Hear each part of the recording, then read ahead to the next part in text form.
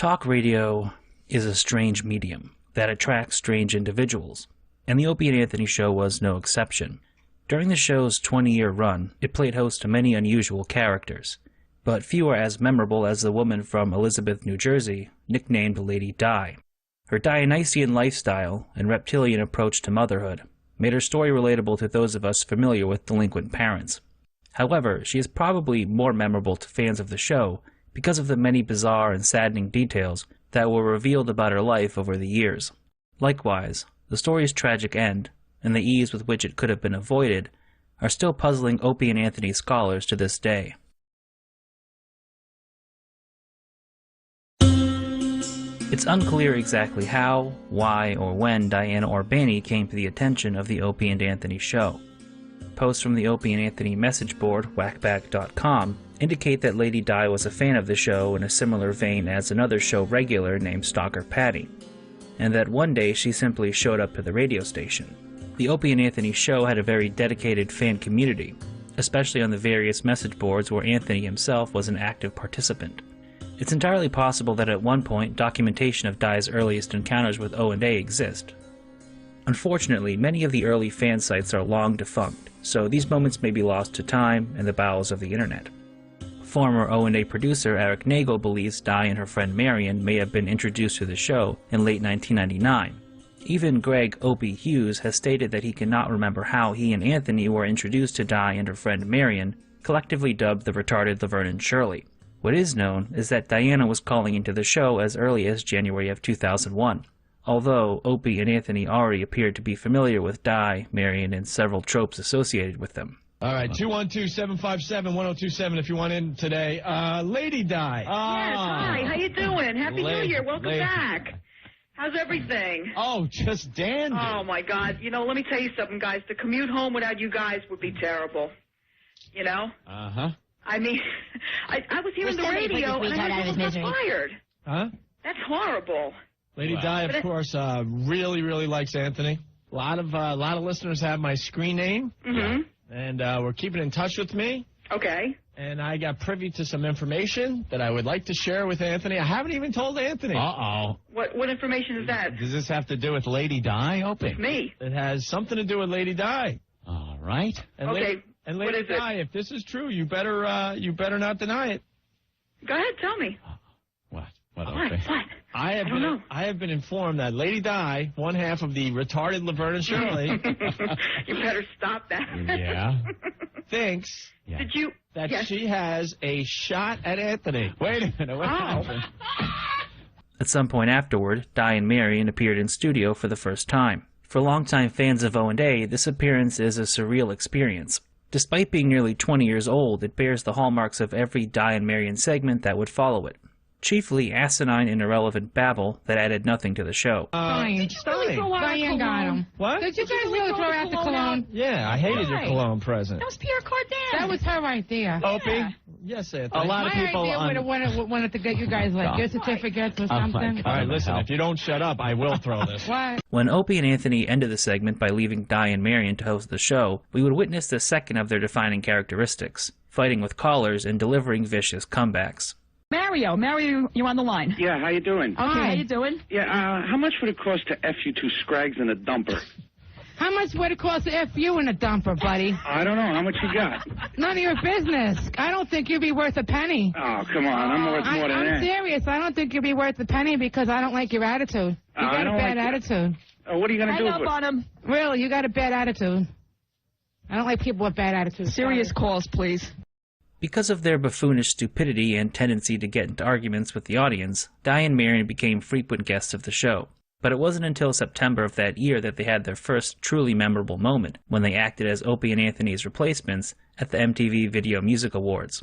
Although this event is remembered by 50-year-old fetus Jim Norton as the time Di and Marion prevented him from getting a photo with Mick Jagger, there were actually many hilarious moments to come out of their red carpet antics, such as Marion's questions for Suge Knight. Excuse me, you Suge Knight? What do you sing? I have no idea. Oh, good day? Okay. Do we have a video camera for half this? Suge Knight's brother. All right, you two imbeciles. All right, leave the guy alone. Well, we're still waiting. They're special. They're special, sir. It's okay. They're special. Special. Little. We're very Hey, special. have you guys mugged anybody lately? Robbed anybody? Pickpocketed anybody? Marion. Shut up. The guys just. Haven't shot anybody? Maybe you better. Marion, maybe you better shut up now. Let's chill out a little bit, okay? The pair would also assume any black band they saw was Jay-Z or Cisco and accosted them with their catchphrase, Yin Yang Party. Hey, Jay-Z, yo, yo, yo, yo, yo, yo. Cisco. That's Cisco. That's Cisco. What I tell you? It's not Jay-Z and it's I have to run away. Hey, yo, yo, yo, yo, yo, yo, yo. I have to run away. Hey, Cisco. Can we interview you? Hey, who? Fat boy. How Fat are you? boy. Hey, fat boy. Yin Yang Party. After their brief brush with fame, Di and Marion began to view themselves as minor celebrities, as evidenced by their appearance on a roadshow Opie and Anthony did at Philadelphia's WYSP. Oh, my God. Here they are. Now they have catchphrases, and they're using them too much. Yeah, they don't even know how to deal with that. We don't use them that much. Hey, talk right into that mic. You slobber into that one, please. How you doing, Philadelphia? How are you? Hey, Philadelphia, hey. How you doing? Yin Yang Party. Yay! Oh, my God. Shut up. I swear to God, this is like an SNL bit, but it's the real damn thing. Fame had not made them any less stupid, it seemed, as after their appearance they were asked to read liners for the station, which went about as well as you can imagine. All right, you go first. All right. Hey, this is the retarded little Shirley From the Opie and Anthony Show, and you're listening to the Eagles football on 94 WYSP. Hey, this is retarded Laverne Shirley from the Opie and Anthony Show, and you're listening to Opie and Anthony on 94 WYSP. Hey, it's a retarded Laverne. Yeah, I know. She backed away. Just say that. Don't back away, Diane. Hey, it's the retarded Laverne and Shirley from the Opie and Anthony Show, and you're listening to the Eagles football on 94 WYSP. It was a small and seemingly innocuous statement made by Marion, though, that would prove to be frighteningly prophetic in the coming years. You had enough beer. Diane, we're here to do things. We're not here to say. Okay. On the evening of the Philly Roadshow, Di became intoxicated to the point that she blacked out, got on stage during a bikini contest, and flashed the crowd her bubs. All right, here's Lady Di talking about the roadshow, dancing in the bikini contest. You're dancing pretty crazy out on that stage, like, naked. Oh, yeah. But it was a good time, right? Naked? I wasn't naked, was I? Nah. Semi-nude, we'll say. Was it? What do you mean semi? You got more confidence than me, girl. Let me tell you, I couldn't have gotten up there. Oh, my God. I would have been nervous beyond belief. Get out of here. I just would have been scared. I don't have that kind of confidence. So, in other words, I showed my boobies, and that was it. Nothing else, right? You don't remember? I remember that. So some of that ass. I remember that. Yeah, well, you did a cute little bottom. Earl, shut up, Earl. Someone's laughing over here.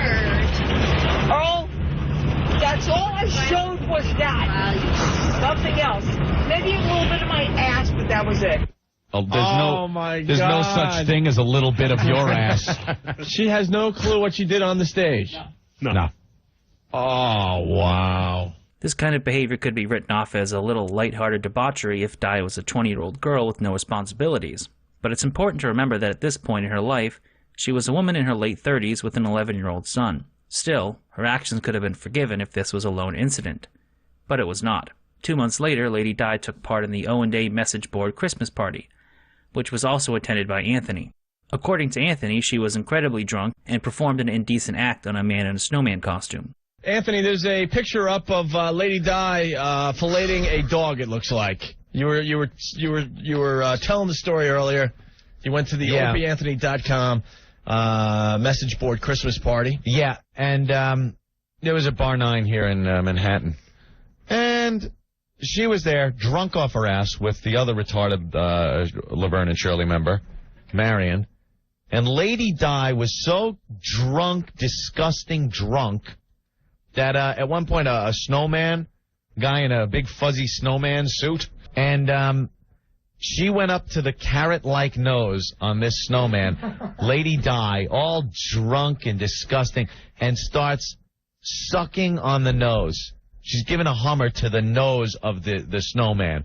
And there's a close-up picture here where all you see is a reddish-orange thing in her hand and her big fat face wrapping her lips around it with fur on the other end. It looks like bestiality pictures that I have seen on the internet. Well, before they dump out, it's just a carrot. Right, it's a carrot. As 2001 turned into 2002, Di would call in several times, and each time she called in, she was berated by Anthony for her drinking problem and transgressions at Bar 9. One of these phone calls in early January was especially disturbing because of Di's obvious intoxication and the hysterical way in which she responded to the hosts. Hello? She's gone. How are ya? Oh, no. Who gave her this line? How are ya? Lady Di. How are ya? Oh, shut up. She can't even do it right. How are ya? Hey, you drunk? How you doing? Hey, stop it, Anthony, please. You sound hammered right now. Anthony! You're drunk right now. Oh, you disgust me. Listen to her. You're drunk. Rick says she's close No, to tears. I am not drunk. Lady Di, you're drunk. No, I am not. And you're annoying. We had a gig down at Bar 9. You know Bar 9? Down on 9th. Yeah. And we're there. My brother's there, so we're getting up on stage. We're playing some music and stuff. God, Anthony, and Lady Di gets up on the stage and becomes the most annoying twat. Anthony, she's drunk and she's singing. She wouldn't shut up. Anthony, see this? This is what I heard all night. Right now. And she's drunk again. She's crying, Aunt. She doesn't have to go on stage. Anthony, please stop it right now. You're hammered. Oh, she's crying. I am not hammered. Stop your whining. The midget's Private Pile. Shut up. You disgust me. Aunt, this is not right. She's crying. Oh, shut up. The midget's more together. Opie, save me, please. When Di and Marion made their return to the studio in January of 2002, Di would try to preempt a discussion of her alcoholism by announcing without provocation that she was drinking water. Marion would come to her friend's defense by saying that Di was turning over a new leaf and joining a health club, but also added that she didn't speak to Di for 2 weeks because of her behavior at the Christmas party. Perhaps the most interesting bit of information to come from this appearance was the revelation that at one point Di had been in the Navy. What did you do in the Navy? That was a while ago. I got on an honor roll, and that was it. What did you do in the Navy? What was your MOS? I was a cook in the Navy. You were a cook. Did the sailors get any of the food? Yeah, really? Is that why you got discharged? I was a good cook, too. You were a cook in the Navy. On a ship? This was years ago. Was it on a ship? No. It was on a base. Where? How many years ago? What base? In Florida.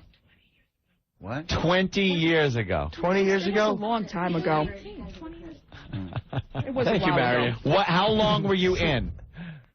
For about 2 years. And what happened that you got discharged? I just got an honorable discharge. That's Why? all. Did you get caught with a jelly donut in your foot locker? No. Because I'm hungry, sir. Di and Marion would make a handful of appearances over the next 7 months, but nothing of note would transpire until August 9th. During this appearance, only Marion was in the studio, because of a 90-day ban placed on Di due to her failure to bring anything interesting to the show. As a result, Di was tethered outside of the studio, where her side of the conversation was inaudible. Di's compulsive lying would surface when the boys discussed the subject of an upcoming appearance Di and Marion planned to do at WYSP, alongside comedian Rich Voss and show regular Frenchie. I like Voss. I hear you're doing a gig I with hope. Rich Voss We're doing something with and them. Frenchie.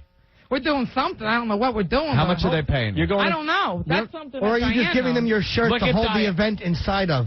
Look at Lady Di. I don't know. She goes, I really no. don't. She goes, Ask no. her. She knows No, more. you absolutely do, you knows lying more. sack of crap. Lie. You big fat liar. Listen to me. You do know. You're lying again. You're a compulsive drunk a liar. You're a compulsive liar. Yes, you You're are. a compulsive liar. She's What a is she liar. lying? What How is she much? lying? How much money are you getting for this appearance that you're doing with And don't lie. Voss and Frenchie? How much? How much? How much? How much? I was told a couple of $100. So why would you lie about that? Why lie? Why not just go, they're going to give me this? Why? Most people turn to other stuff. She goes out and walks because she's got problems. I bet you know? she pockets all the appearance Right money now and, she's fine. gives you nothing. Right That's why now she was she's holding fine. it. That's But why I'm she didn't want saying- you to know But how I'm much you were saying making before because that. she's taking your cut of the money. Yep. No, she's Guaranteed. saying before That's that. why. Guaranteed she's taking your cut of the money. Yep, that's why she didn't want you to know, No, Strong Boys. before, I don't care what she takes. However, this was Di's last appearance on the show for over 2 years. Due to the Sex for Sam 3 controversy, Opie and Anthony were forced by Infinity Broadcasting to sit out the remainder of their contracts, and would only return to the air after signing with XM Satellite Radio in 2004. When Di eventually made her return to the show, it appeared that her life had deteriorated dramatically. During the interim period, Di had lost her job at the Budweiser bottling plant.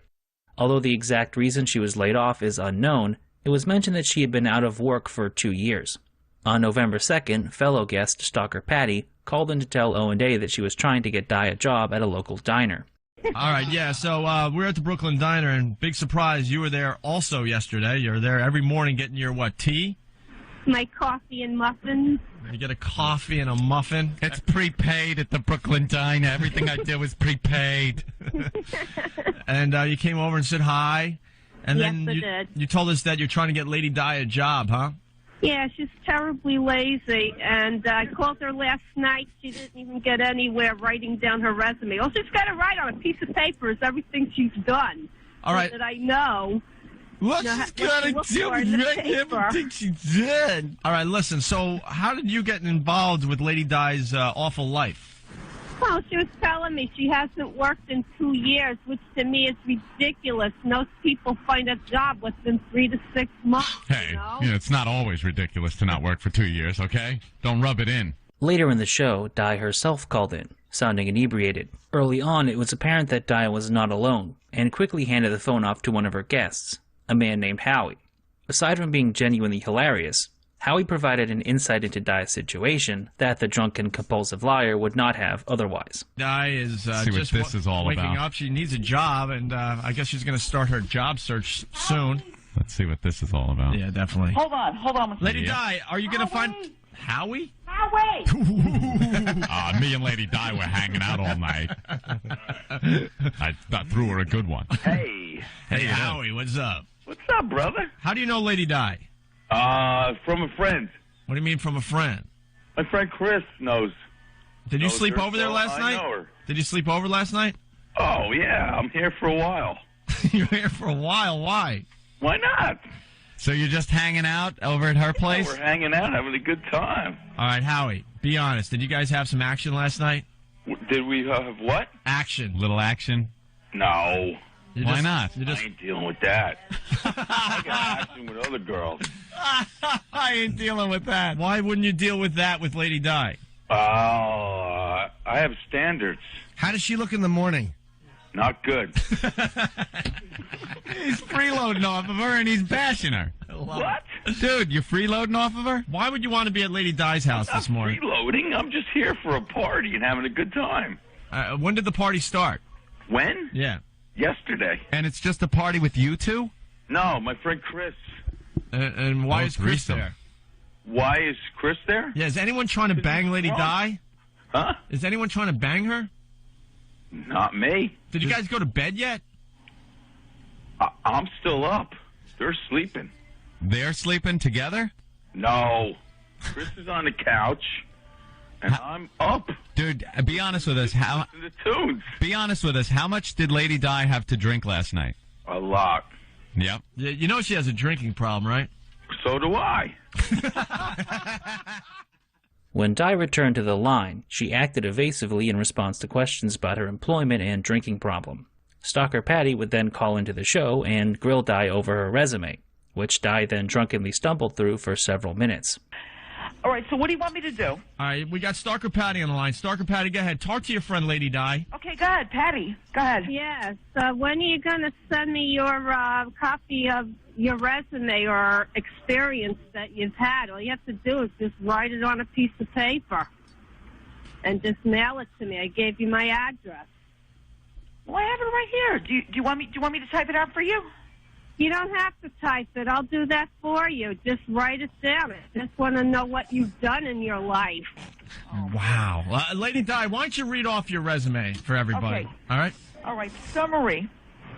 Production specialist with 17 years of experience, diverse experience in food production factory. What a mess. Demonstrated ability to operate and run packers, on cases machinery. The guy's still going. Hold on. He's throwing the same line in. I can't talk. Oh, here. Why? No, because my friend is eating something right now, and he's laughing at me. What's he eating? Your twat? Chinese food. Chinese food, okay. In the morning. Chinese food. Cold Chinese food in her all place. Drunk. All right. Demonstrated ability to operate and run packers, uncasers, labelers, fillers, and other type of state-of-the-art food production, robotic machinery. Look.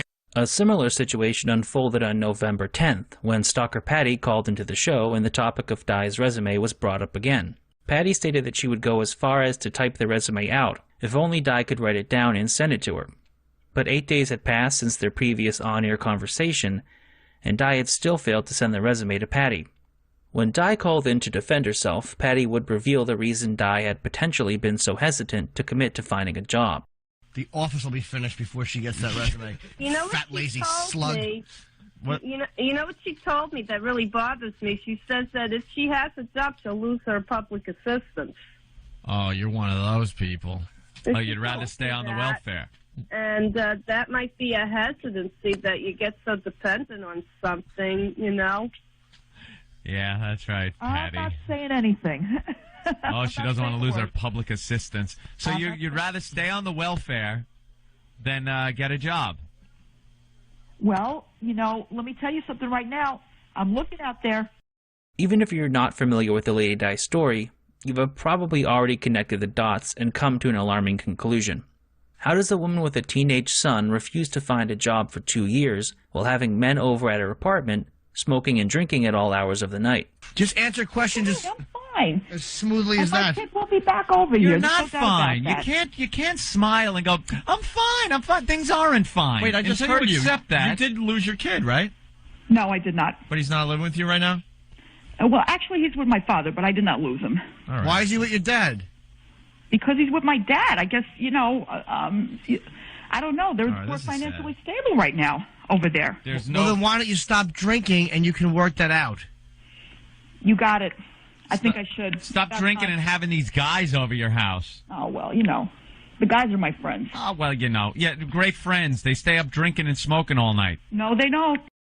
What's truly disturbing about this clip is that Di doesn't even try to come up with a lie as she normally would. It's as if she can't comprehend what's wrong with a 40-year-old woman letting her father raise her son because she doesn't want to stop drinking and partying long enough to get a job and take care of her kid. This would be the beginning of a cycle that would repeat itself nearly until Di's final appearance on the show. She would call in, Owen Day would berate her for being drunk, lazy, and a bad mother, and Di would lie compulsively. There was a brief moment when it appeared she might be open to the idea of rehab, but that hope was dashed when Di called in on the 28th of December, and we got a glimpse of how dire her situation had become. All right. Lady Di, what's up? Hey, guys. What's going on with you guys? What are you doing? Hold on 1 second. Somebody wants to talk to you. Hold on. Hey. Hey. Yeah. You're Lady Di's friend? What's going on? Yeah, I'm renting a room here. All right. So what's the deal? Why are we talking to you on our radio program? I don't know. She handed me the phone. Are you guys drinking tonight? Oh, yeah. Have you been up all night? Oh, yeah. And what's the poison tonight? What are you drinking? Poison. Well, her poison is wine. Yeah. So she's a wino. All right. So be honest with us. How many days a week does Lady Di drink? How many days does she drink? Yeah. Every day. Every day, right? Yeah, she's been BSing us for a long time. And you're telling me she drinks a lot every night of the week? Every day. All day long? 24 hours on Christmas. She drank for 24 hours on Christmas? Oh, yeah, the cops were here. Why did the cops show up? Because I wouldn't give her any more wine. Is she called the cops? Oh, yeah. Are you kidding me? Oh, my God. No, Imagine I had that to leave scene. for 4 hours. What? I had to leave for 4 hours. When Di got back on the line, she did little to exonerate herself from Howie's accusations, and despite calling 911 because Howie hid her wine, Di was reluctant to admit that she had a drinking problem. Do you understand now that when you call the police because you can't get your wine, that perhaps you have a drinking problem? Do you think you have a drinking problem? No. No. But you're drunk, calling the police because your wine was hidden, and you don't see that as a drinking problem. God, are you a mess? The conversation took an even more bizarre turn when Jim, the man who had been attempting to get Di to go to rehab, called into the show too. Hold on, Jim? Yeah, hold on, I gotta Uh-oh, I don't want to talk to him. Oh, why? Why? I don't want to talk to him. Why? I don't want to talk to him. Because you feel all stupid, don't you? Why don't you want... I don't like him. I don't like him. I don't want to hear from you. Wow. What a shame, Di. Yeah, why don't you want to hear from Jim? I don't want to hear from him. Why? Because I don't want to hear from him. Why? Because he yells at me all the time. Hello? I'm right here. He would yell at you? Is that what you didn't like? I don't like that. Do you understand that? Why don't you like it? What do you mean? I don't like people yelling at me. Oh, here we go. No, what are you talking about? Like that. Well, maybe you need to be yelled at to get it through your thick head. Did you have a hard time growing up and being yelled at? Did Daddy yell at you? Yes, I did. He wanted a boy and he got a drunk girl instead. You know when my birthday was? When? April 1st. What was the problem? Why was he always shouting at you and berating you? Yeah. I have no idea. No clue. What would you be doing when he'd yell at you? Jim, I have no idea. The irony of the situation, of course, being that even though Di accused her father of being abusive towards her, she was willing to let him raise her son, rather than getting sober and assuming her own parental responsibilities. If this phone call wasn't weird enough, Di decided to dial things up a few notches towards the end, by refusing to hang up in spite of the abuse hurled her way by Opie and Anthony. The son is living with your father who was so disappointed in you? My father. And your son is now living there because you're incapable of taking care of him as a mother? I guess, if you want to say that. All right, your life is a mess. Just Wow. say your mom's box. All right, Lady Di, we got to go.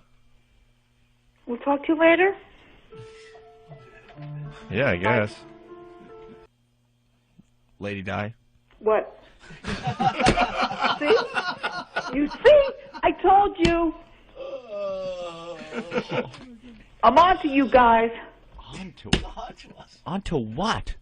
Never mind. Hang up the phone. No. All right, then we'll hang up All on right, you. we'll both hang up on the count of 3, okay? On 3, we hang up together, okay? Okay. 2, 1. 1. Bye. Bye. Why didn't you hang up? Oh. Lady Di, hang up, please. No. All right, we gotta go. All right, we'll just keep you there all day. I don't give a fuck. Okay. In a story as long and repetitive as Lady Di's, the individual moments start to lose meaning. After dozens upon dozens of conversations that all sound the same, it can be easy to forget specific details, but out of that melange you start to notice patterns and themes. And one of the themes that stands out is Di's attachment to the show. In everyday life, Diana Urbani was a nobody, but people knew who Lady Di was. She could call into a radio show and the host would take her call and refer to her by name. Even though she couldn't even listen to the show because she didn't have a satellite radio, the fans who listened to the show every day knew who she was. When you look at the story through that lens, it's not particularly surprising that she was known to call into the show every day, sometimes spending hours on hold on her prepaid phone, regardless of whether they would put her on the air or not. This was how she decided to spend her life, rather than taking care of her own son, drinking from the moment she woke up, and wasting most of her day calling into a radio show that abused her in exchange for the possibility of a few minutes of attention. The following day, an angry Marion called in to rebuke many of Di's lies. She claimed that Howie was a good guy who was trying to help Di get back on her feet, and countered Di's claim that her father was abusive. Most importantly, though, she stated that Di would not go to rehab to get her son back. Oh, my goodness. All right, well. Can you believe her? She is really a fucked up lately. She can't get her act together at all. Do you want to call her the C word? I'm saying fucked up person. I'm not calling her that. You don't want to call her the C word? No, because that's too harsh. But I keep telling her, knock the crap, do something. They want her to go to rehab, to get her kid back, and she won't. She won't do nothing. Doesn't care about her kid? And you know something? Her kid is my godson. And you know what she's mad now? She's mad at me in a way because, you know what? I got a MiFi for Christmas, and she can't listen to you guys only when she calls the show. Wait, Marianne, you're her godson, the kid's godmother? I'm the godmother. That's a very important, that's a very sacred thing to the Sicilian people. The kid's staying with her father, and her father's cool. So she can't say nothing bad about her dad. And her dad didn't do anything wrong to her when she was growing up. She's all bullshitting you guys. Well, we know she's a compulsive liar also. For the next few weeks, Di's son would become the focal point of the conversation whenever she called the show. Attempts to get any information out of her typically proved fruitless, as Di was reluctant to explain why her son was no longer with her. So the conversation would devolve into Opie, Anthony, and Jimmy calling her an unfit mother and an alcoholic. Do you know that you're a waste of space? Out of touch. I am not a waste of You do realize that, right? You offer nothing to yourself, nothing to your son, nothing to your father, nothing to your friends, nothing to society. You offer absolutely nothing. As mentioned earlier, this is a cycle that repeated itself to the point that it became a running joke on the show that every one of Di's phone calls sounded the same. Nevertheless, there were, mixed into the white noise that comprised the majority of her appearances, a few noteworthy revelations. And it wouldn't take long for another one of these bizarre details of Di's life to surface. It started on January 14th of 2005, when Opie asked Di if something ever happened to one of her roommates that resulted in Di or her other roommates being questioned. So how long have you been living with roommates? With the roommate? Yeah. About a couple of months. No, but over the years you've had roommates, right? Well, my husband, my ex-husband. Is it true you had roommates when you were working at Budweiser? Yeah. I had one roommate when I was working at Bud. Oh, you did. And what happened to that roommate? I don't know. Liar. He stayed here for a couple of weeks. What? He stayed here for a couple of weeks and then he left. And then what happened to him? I don't know what happened to him. He left, Opie. You never had a roommate that might have had something happen to him? No. Like what? What would happen to him over here? Never questioned by certain authorities? No. No, huh? Well, I never had anybody, you know. I mean, he just took off. He just said, I okay, got I'm going to go. And I got some really good information. You're sure? Yeah. That you were never in a situation where one of your roommates had something happen to them? No. And that you and maybe another roommate were questioned by the authorities? No. Di averred that she did not, but a little later in the conversation, Opie asked the same question again. This time, Di admitted her roommate had been questioned by the authorities at some point, but when pressed for more details, Di seemed confused and unable to provide a straight answer. It's supposed to be. Did you ever have a roommate where something happened to him and you guys were questioned? Yeah. Now it's yeah. No, it's yeah. I got You really. want me to tell you? Listen, I got really good info. So we're gonna gamble. Go ahead. You either tell the story, or if you lie about it and we find out that it was true, then you're dead to us. We're sick of your lies. I'm not lying to you. So instead of me giving the info to the entire country, why don't you tell everyone what happened to one of your old roommates? She says I'm not lying, yet she said, no, it didn't happen, nothing, and now... Wait, hold on. The old roommate that I used to have over here right. left. Okay. No cops were called, nothing. What happened to him? He just left. He got a job and he left. That's it. How do you get a job if you died? No one died over here. 3 days later, Marion called in to ask Opie and Anthony to leave Di's son out of their arguments with her, and stated that Di's son was better off living with her father. However, the conversation took a bit of a turn when Opie asked Marion the same question he had asked Di about something happening to one of her roommates or boyfriends.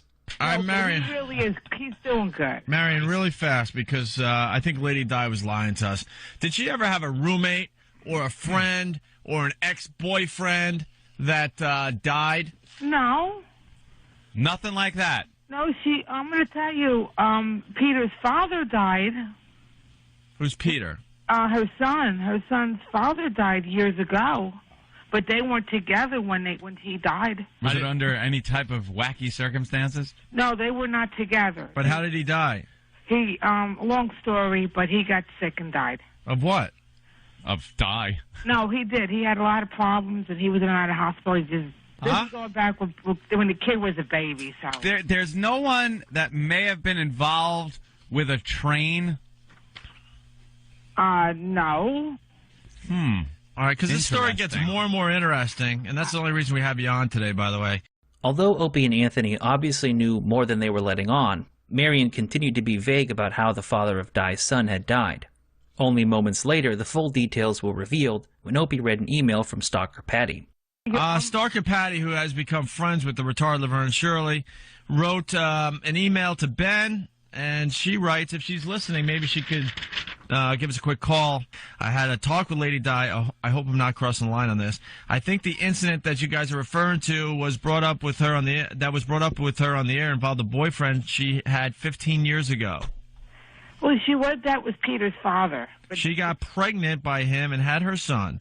Soon after, they'd broken up, and she never saw him again. In October, around the last 2 weeks of October 2001, to be exact, this guy committed suicide by jumping in front of a train.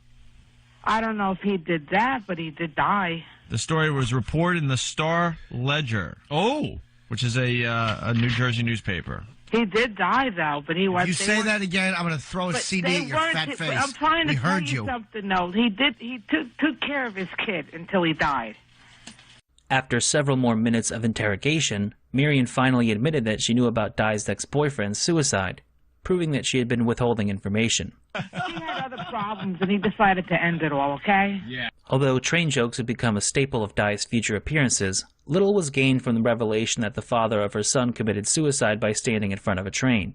Di's appearances on the show quickly returned to the previously mentioned cycle, with only meager bits of new information being revealed over a period of weeks. Such as Di's estimate that her welfare would be running out in a few months, and Marion's statement that Di was undergoing some vaguely defined job training program. After a period of almost 4 months of this drivel, Opie, Anthony, and Jim were fed up with Di's excuses and compulsive lying, and the situation came to a head on February 22nd of 2005. Did you or did you not find a job? I'm still looking for a job. I have to go to class today. Stop it. No, I've been filling out applications. There was a place that called me up yesterday. And what place was that? So this is another job agency, and they said to keep in touch like once every few days, basically. For them to there's a job that's close by, so for them to, give me a job. And even the people with the kindest hearts that listen to this program are not buying your crap anymore. It's the truth. It's not the truth. Yes, it is. In the typical fashion, the conversation turned to Di's son and why he didn't live with her. But this time, the boys would not let Di off the hook. They badgered her with questions about her son until Di gave something resembling an answer as to why her son was living with her father. Why isn't he with you? Well, first of all, my father's house, okay, is probably a lot better for him. It's bigger. And the reason you don't have a better place is because you don't have a job that could pay for it. No. So the reason you don't have your kid is because you don't have a job, because you can't pay for a child. Okay, whatever you say. So that's what it is. True. So you're in a flop house basically with other drunks. No. And you got a responsibility out there. You got a son. When pressed for more details about the direction her life was heading in, Di stated that she was seeing a therapist. But the credibility of these therapy sessions was immediately cast into doubt when Di admitted that she had not told the therapist about her drinking problem. Undeterred, the boys continued to grill Di about her son, until she had finally admitted that she let her father raise him because she didn't have the money. He had no choice, that's obvious. Yeah, what was the straw that broke the camel's back as far as him going, look, you gotta give me the kid? What happened? Did you say, I'm broke, I can't support I didn't have any money. That's for sure. Uh-huh. So my father's a well provider for him. The selfishness and absolute absurdity of Di's situation was perhaps best articulated by Jim Norton. If you protected your son the way you protect your alcoholism, you'd be a good mother. It's possible that something about this particular beating managed to get through to Di on some level, because over the next 7 months, she was actually able to find a job working at Dunkin' Donuts. Sadly, the hope that Di would make a lasting change and reunite with her son was dashed when she called into the show on December 27th. First of all, what did you get your son for Christmas? I got my son a lot of things for Christmas. Like a lot of things. Name the best thing that he got. From his mom. Well, he got souvenir cars. From you? What? Yes. What are those? And, you know, and what are those? The things you buy in the gas station, like in a Hess? No. Oh, a Hess truck? No, not a Hess truck. What are those no, things? he had plenty of those. What did you get your son? What did you that get him? You barely What? see because you're an alcoholic. And you're a horrible mother. What do you think I'm an alcoholic? Your son doesn't live with you. What did you get your son for Christmas? I told you when I got my son. I got him souvenir cars and stuff like that. Please send his address so we can give him a real Christmas. What is a souvenir car? What is a souvenir car? What's a souvenir car? I don't even know what that is. First of all, I no longer live in Westfield. You That place said got that. too expensive for me. Do you live with your son? No, I do not. Still How about not. you stop calling our show and call your son? How Stop long? drinking. I call my son all Stop the time. drinking so maybe you can give him a real Christmas one I day. call him all the time, and I gave him a real Christmas for so many years, and he still has real Christmases. No, he doesn't. His mom got him fucking awful souvenir cars. Oh, come on. You know what the don't best? know what else I got him, The man. best present you could give him is to stand on the path tracks, Exactly. just like dear old Dad. Wrong. Choo choo. Goodbye. I'll talk to you later. What else did you get him? Hold on. The souvenir cars and what else? The souvenir cars and whatever else I'm going to get him. Well, Going to get him. That's Going great. to get him. I hope you're fucking Jewish. Look. How much did you spend? How much were the souvenir cars, Lady Di? How much were they? How much were the souvenir Yes, cars? ask me They the were quite a question bit. again and then give me. How much is quite a bit? They were quite a bit. How much? much? Couple $100. You're lying. I'm not. You're not lying. You're lying through your tequila What do you worm. want me to tell you? I hope The truth. It quickly became apparent that Di was lying about the present she allegedly bought for her son. And to make matters worse, Marion admitted that Di didn't even spend Christmas with her son. Although the excuse changed from Di needing to work on Christmas to not being able to find transportation to her father's house. Before Marion's presence could cause the show to descend into utter chaos, the boys once again questioned Di about the events surrounding the death of her son's father. After more vague and evasive answers, Di finally admitted that he had committed suicide. Obviously it's not pleasant, but what exactly did he do? Well, what he did was he committed suicide, and he went in front of a train. This would be Di's last appearance on the show for 4 months, during which her life deteriorated at an unprecedented rate.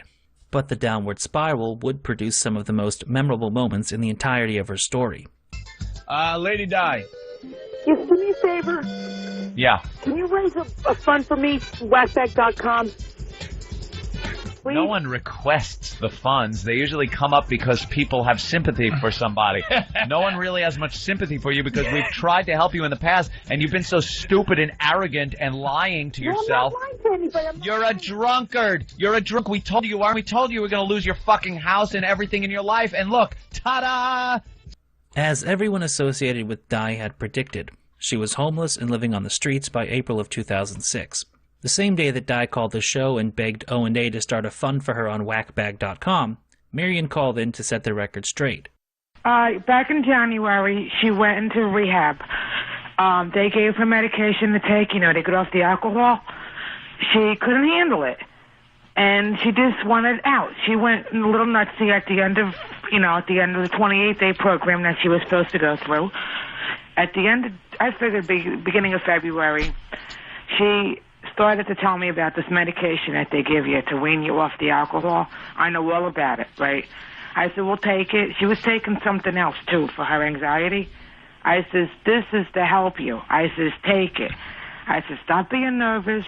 Stop worrying about this, how you feel. If it's too strong, ask for something else, right? So 2 weeks later, I get a phone call, right? Yeah. She says to me, Marion, I couldn't handle it anymore. I'm out. I said, what do you mean you're out? She says, they found something. They give you blood tests, I guess, every week or whatever. Yeah. And I said, what do you mean? Boring. Yeah. I said to her, what do you mean they found something? They found benzoids in her blood, which wasn't connecting with the medication. I said, what the fuck are you doing? In addition to saying that Di had been kicked out of rehab, Marion disclosed that Di had been fired from Dunkin' Donuts for showing up to work drunk, had been mugged while panhandling, and was currently in a relationship with the man she met at the Salvation Army. She liked this guy that she's hanging with so much that this guy leaves her. Believe me, this guy fucking leaves her at train station in Elizabeth behind Pathmark. She's sleeping with all of these fucking homeless people. Yes. Later in the day, Di herself called the show, and in spite of her attempts to lie, she ended up confirming most of Marion's claims. When the boys asked the obvious question about how Di was getting alcohol when she had no income, Di put her friend Frank on the phone. However, Frank, who appeared to be suffering from some kind of mental illness, was more interested in talking about his friend's baseball team than whether or not Lady Di was prostituting herself. He already said he's not banging her. Oh, he's not banging? You're not banging it? No. Is anybody banging Lady Di on the tracks? Yeah, I don't know about all that, but yeah, obviously, yeah. So she has sex on the tracks with the people up there? Yeah. Isn't that poetic? A train on a train track. And that's to get money? Yeah, she's right. She tries to get money so she can, So she gives blowjobs or I don't know all that now. Like I said, I'm only new with her, and I ain't trying to go that way. But how do you know that? Has she told you that she has had sex for money on the tracks? No, he used to be on my baseball team. He was the cleanup batter. Wait a minute. This guy, he's almost schizophrenic. Di would again beg Opie and Anthony to start a fund for her on Whackback, but when urged to tell the truth about having sex with hobos in exchange for alcohol, she hung up. The scope of Lady Di's homeless life was put on full display when a pair of amateur videographers ventured into the homeless camp behind the Pathmark to document her living situation. The men, who called themselves General Bam and Sergeant Magoo and hailed from fullblownaids.com, arrived before Lady Di, and thus interviewed several of her homeless compatriots. And how long has Lady Di been here for? Approximately a month and a half. Her living conditions, as you can see, are deplorable.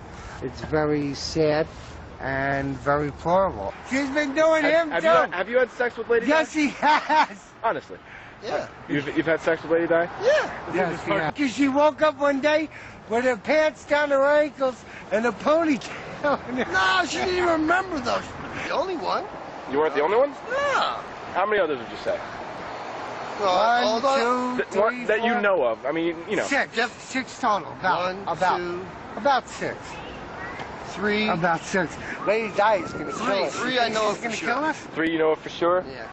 When Lady Di eventually made her presence known, she was visibly dirty. Opie and Anthony, please, you got to help me out. You have to help me out. Because I don't know how much longer I could live like this.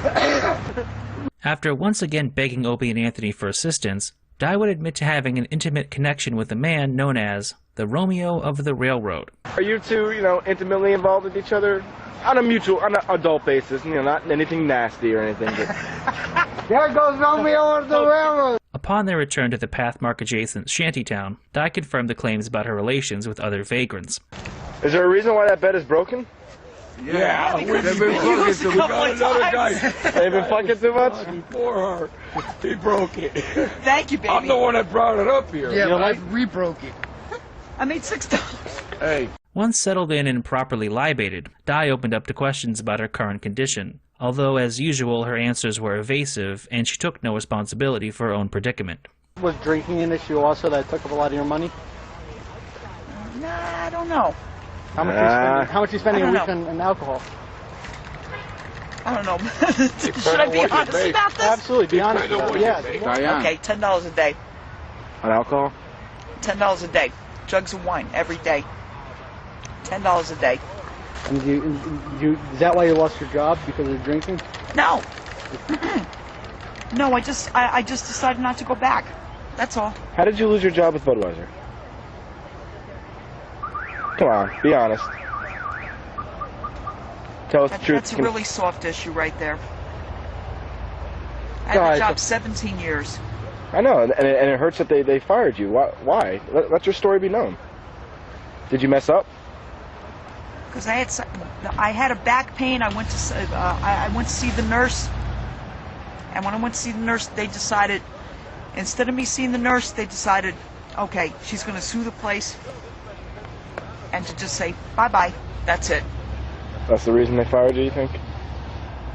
The documentary ends by following Lady Di on one of her panhandling excursions. After a brief encounter with the police, we get an unexpected insight into how manipulative Di can be, as she begs strangers for money outside of a fast food joint. I make more when you hit them on the way out than you do on the way in. Hi, hon, can you spare any change, please? I'm homeless. Any change? What are you trying to get? Something to eat or something to drink? Just change. What are you trying to get? Something to eat or something to drink? They're from Opie and Anthony.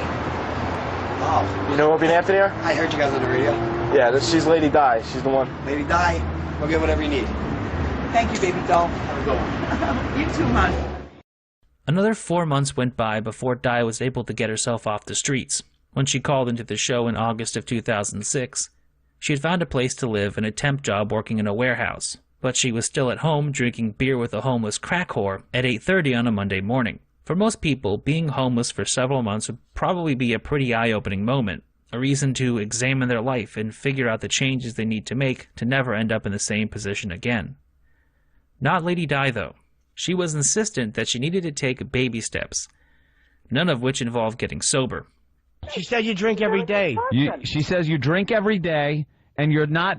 You're living in like a rooming house with a bunch of drunks and drug addicts. No. Everybody over here is really cool. Everybody over here is really? nice. What do you know about cool? You're an absentee mother. What do you mean really cool? Stop talking like it's 1967. Yeah, that sounds 16. fun. All right, Lady Di. Jim, listen to me. Listen to me. I'm listening. I've been listening. All you do is lie. Just keep drinking. Before you take adult steps again. Shut up with the baby steps. You either drink or you don't. Just stop. Stop Speaking of- needing to yeah. be coddled Speaking and have of- your fat chin tickled. Speaking of baby steps, miss a few more of your sons. You know, no. Yeah, how do you know what baby steps look like? You were in a blackout while he took them. In another sad display of her attention-craving obsession with the show, Di called back into the program sounding even more intoxicated than before. However, her attempt to pick on Jim Norton was a giant flop that added nothing to the show, so they ended up playing the silent game with her until she hung up. Hello.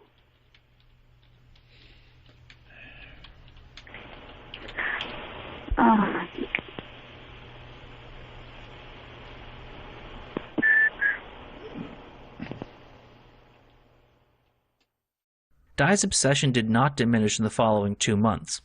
If anything, it became worse, as mentioned by Opie when they put her on the air in late November.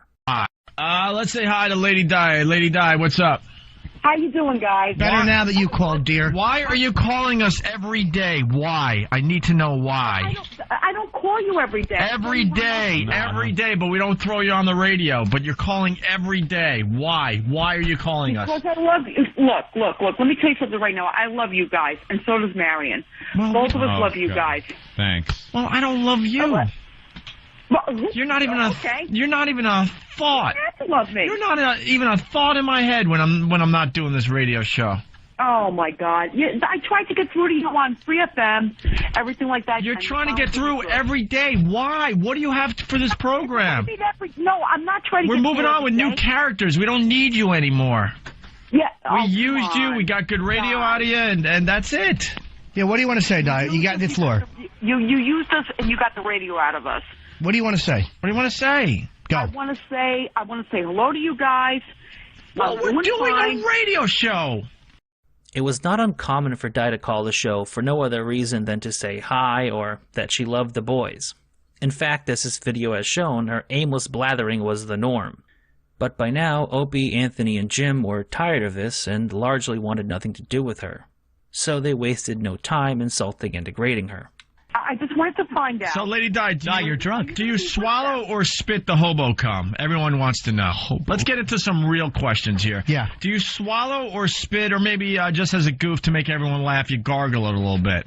As it was a Monday morning and Di was already drunk, the conversation once again turned to her alcoholism. Di attempted a feeble defense of her drinking, but ultimately admitted that she was doing nothing to curb her alcohol consumption. Answer my fucking question. You don't see a problem that you're drinking this early in the morning? Yes, I do. All right. that. So why are you doing it? Because I don't know. I just figured I'd get up and have a beer. Because you don't know. Do you understand? Most people don't think like that. Why do you think you think like that? Do. Why don't you say it? Say it. Say it. Why do you do it? I'm an alcoholic. Yeah. What are you doing about it, Lady Di? What are you doing about it? Well, not really much. Mulling it over with a couple of beers. You know, I want to know what are you doing about it? Opie asked a very good question. What are you doing about it? Nothing much, really. Well, then why did you just say you were doing something about it? I don't know. What can I do about it? From here, the call becomes pretty vicious. Jim Norton, in particular, spends much of the conversation telling Di that her son must hate her for being an alcoholic flop of a mother. Because you're fucking bumbling around from shitty temp job to shitty temp job, and everybody has reached out and tried to help you and get you into a rehab.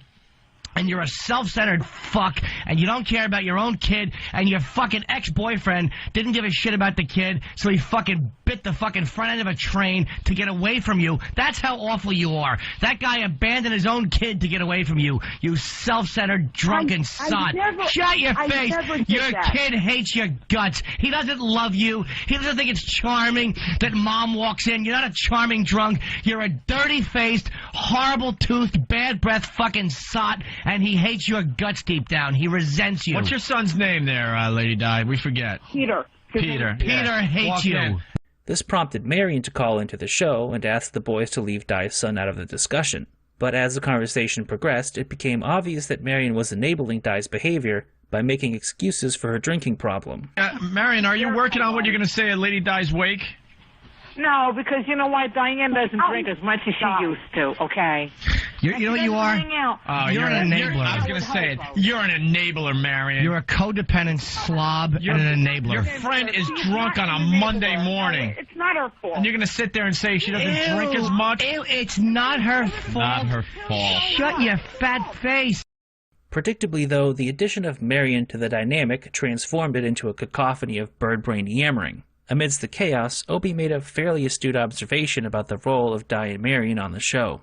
Marion, here's a taste of reality. You used to do some fine bits with Lady Di, absolutely. But then Lady Di's drinking got completely out of hand, where she lost her kids, she lost her job, she lost a sense of reality, where she ended up living on the track, sucking on hobo cock and swallowing hobo cum. And that's the only thing that is now interesting about Lady Di, and that's why she continues to be on the show.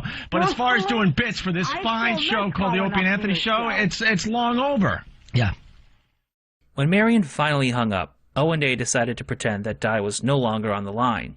As the boys ignored her presence, Di was left to helplessly plead for attention in what was a surprisingly poignant reflection of her years-long obsession with the show.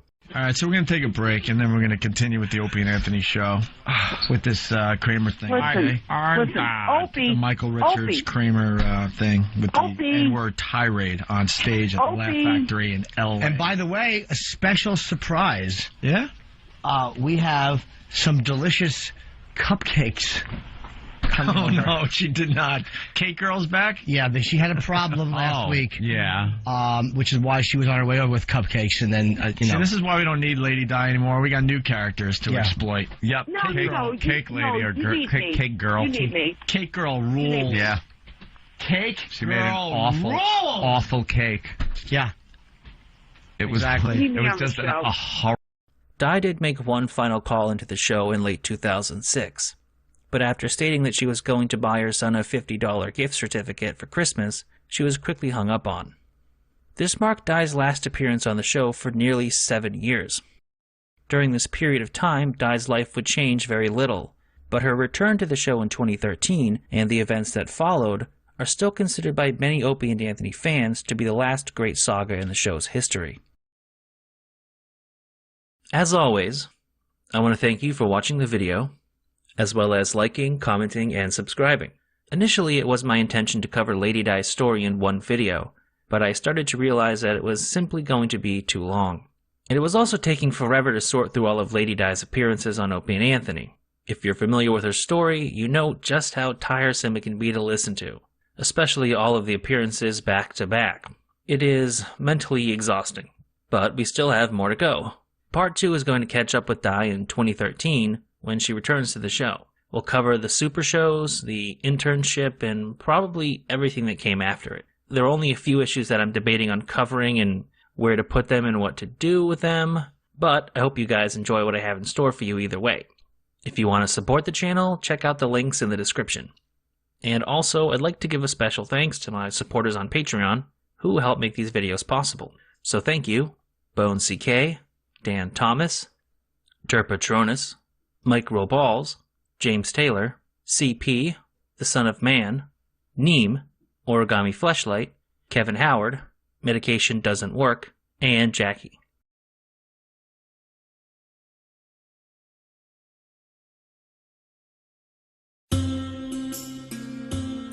In the first episode of this series, we delved into the murky origins and subsequent downward spiral of Diana Lady Di Urbani, how she went from a fan of Opie and Anthony with a seemingly stable life to a delinquent mother who ended up living on the streets. For a period of 6.5 years, Lady Di would not appear on the Opie and Anthony show. What happened during that time frame still largely remains a mystery, and only fragments of the story have ever come to light. However, in May of 2013, Lady Di decided to call into the Opie and Anthony show again. The events that followed would go down in Opie and Anthony history as one of, if not the best bits the show has ever produced. Because Lady Di still didn't have an XM radio, she unintentionally called into the Opie and Anthony post show, hosted by Alchemical Experiment Gone Wrong, Sam Roberts. This seemed irrelevant to Di, though, as she resumed her inane babbling as if she had never stopped appearing on the Opie and Anthony show. I just wanted to let you know that we met Ron Jeremy yesterday. You did? Well, I'm glad that you're calling. Now, Lady Di, it's been years since you've been on the Opie and Anthony show. Many years. How long has it been? Oh, my God. Ever since 2001 or 2 or something like that. Right. And why now would you call and announce to the world that you met Ron Jeremy? Well, because, well, there's 2 reasons. Because I miss those guys. Okay. Yeah. And I don't have the XM satellite radio, so I can't even listen to them. The one that has the XM satellite is Marion. Right. Not you, Lady Di. Yeah, no, I don't have it yet. No. As the conversation progressed, it became clear that Di's life had remained virtually unchanged since they had last spoken to her. Di seemed characteristically confused during this phone call, and failed to give consistent dates for anything, possibly because of her compulsive lying or her deteriorating mental faculties. Either way, we learned several things about her living conditions that I will go over briefly here. She was no longer homeless, but still lived in Elizabeth, New Jersey, and shared an apartment with a man who allowed her to live there for free. When questioned about her relationship, sexual or otherwise, with his man, Di was vague and stated that he let her live there because he liked her. Even though Di gives conflicting dates, it seems that the man in question was the one she was living with back in 2006 when Di said she needed to take baby steps to address her drinking problem. Speaking of which, Di was still not sober. She was doing nothing with her life other than watching the Monkees TV show, and had been out of work for 4 years. This raised some obvious questions about what Di was doing for money, which resulted in a disturbing answer. What do you do for an income? For the income... The income, the money, the beer money, as it were. I really don't want to mention this. Go ahead. All right. For the income right now, right. I'm living off of my dad's money. Oh, did your dad pass away? Yes, he did. I'm sorry to hear that. Wait, please don't tell O&A that. I won't. It's between you. It's between you and I, Lady Di. This is an intimate conversation. Right. So that's the only income I have right now. Okay. The inheritance Di received will be a thread that runs through this entire video, so try to keep it in the back of your mind. Needless to say, this revelation prompted a response from noted mother abandoner Anthony Cumia, who was listening to the after show on his way home. Now, the weird thing, don't even worry about it, Lady Di. I mean, we're just catching up, figuring out what's going on in your life. And actually, I got a text from Anthony, of all people. Anthony from Opie and Anthony, who writes, ha ha ha, her dad's money, she's a fucking bum. Oh, no, get out of here. No, that's what he said. Yeah, on the text message. He's probably just joking, though. I don't see an LOL, but I think he's just kidding. Although this conversation did produce a few new pieces of information, it's remarkable how similar it is to every other Lady Di phone call. I didn't devote much time specifically to the tropes of Lady Di phone calls in Part 1, But virtually every single one involved Di making up excuses for her drinking and unemployment. In 6 years, nothing had changed, and when she was questioned about looking for work, her answer was almost identical to something she would have said over a decade ago. Why is it taking you so long to get a cash register person job? I don't understand. No problem. No problem. I have no idea because every store that I go to, everything that I go to, they either have the computers, you have to sit there for 45 minutes, right, to fill out applications and stuff like that. You don't have that kind of time? Why, is the Monkeys on? They're on the weekends. Oh, so during the week, couldn't you take... You could even tell Anthony that one, too. Right, okay, well, good. I mean, he'll really get a kick out of that. And if you're listening, the Monkeys are on the weekend. Now, the question is... And during the week is the Partridge Family. Of course it is. The question is, if you have time to watch shows that are literally 30 and 40 years old, do you not have 45 minutes out of your day to fill out a job application? Yeah, I do. Perhaps because of how random and out of the blue this phone call was, it grabbed the attention of Opie and Anthony, and by the next day they were already saying they wanted to have Lady Di in the studio again. Later that day, Di called in for the second time since her hiatus, and it didn't take very long for the show to fall into the familiar rhythm of asking Di about her job search, with predictable results. I want honest answers, Lady Di, because we got to figure this out. Why aren't you working? Why am I not working? Right. Why are you not working? That's the question I asked that you just repeated. Yes. First of all, okay, I do fill out applications. Oh, yeah? When was the last application? I have not been, the last application I filled out was about, oh my God, let me think, about maybe... Who was in office? About 6 months ago. 6 months ago, you filled out an application. For where? At a liquor store.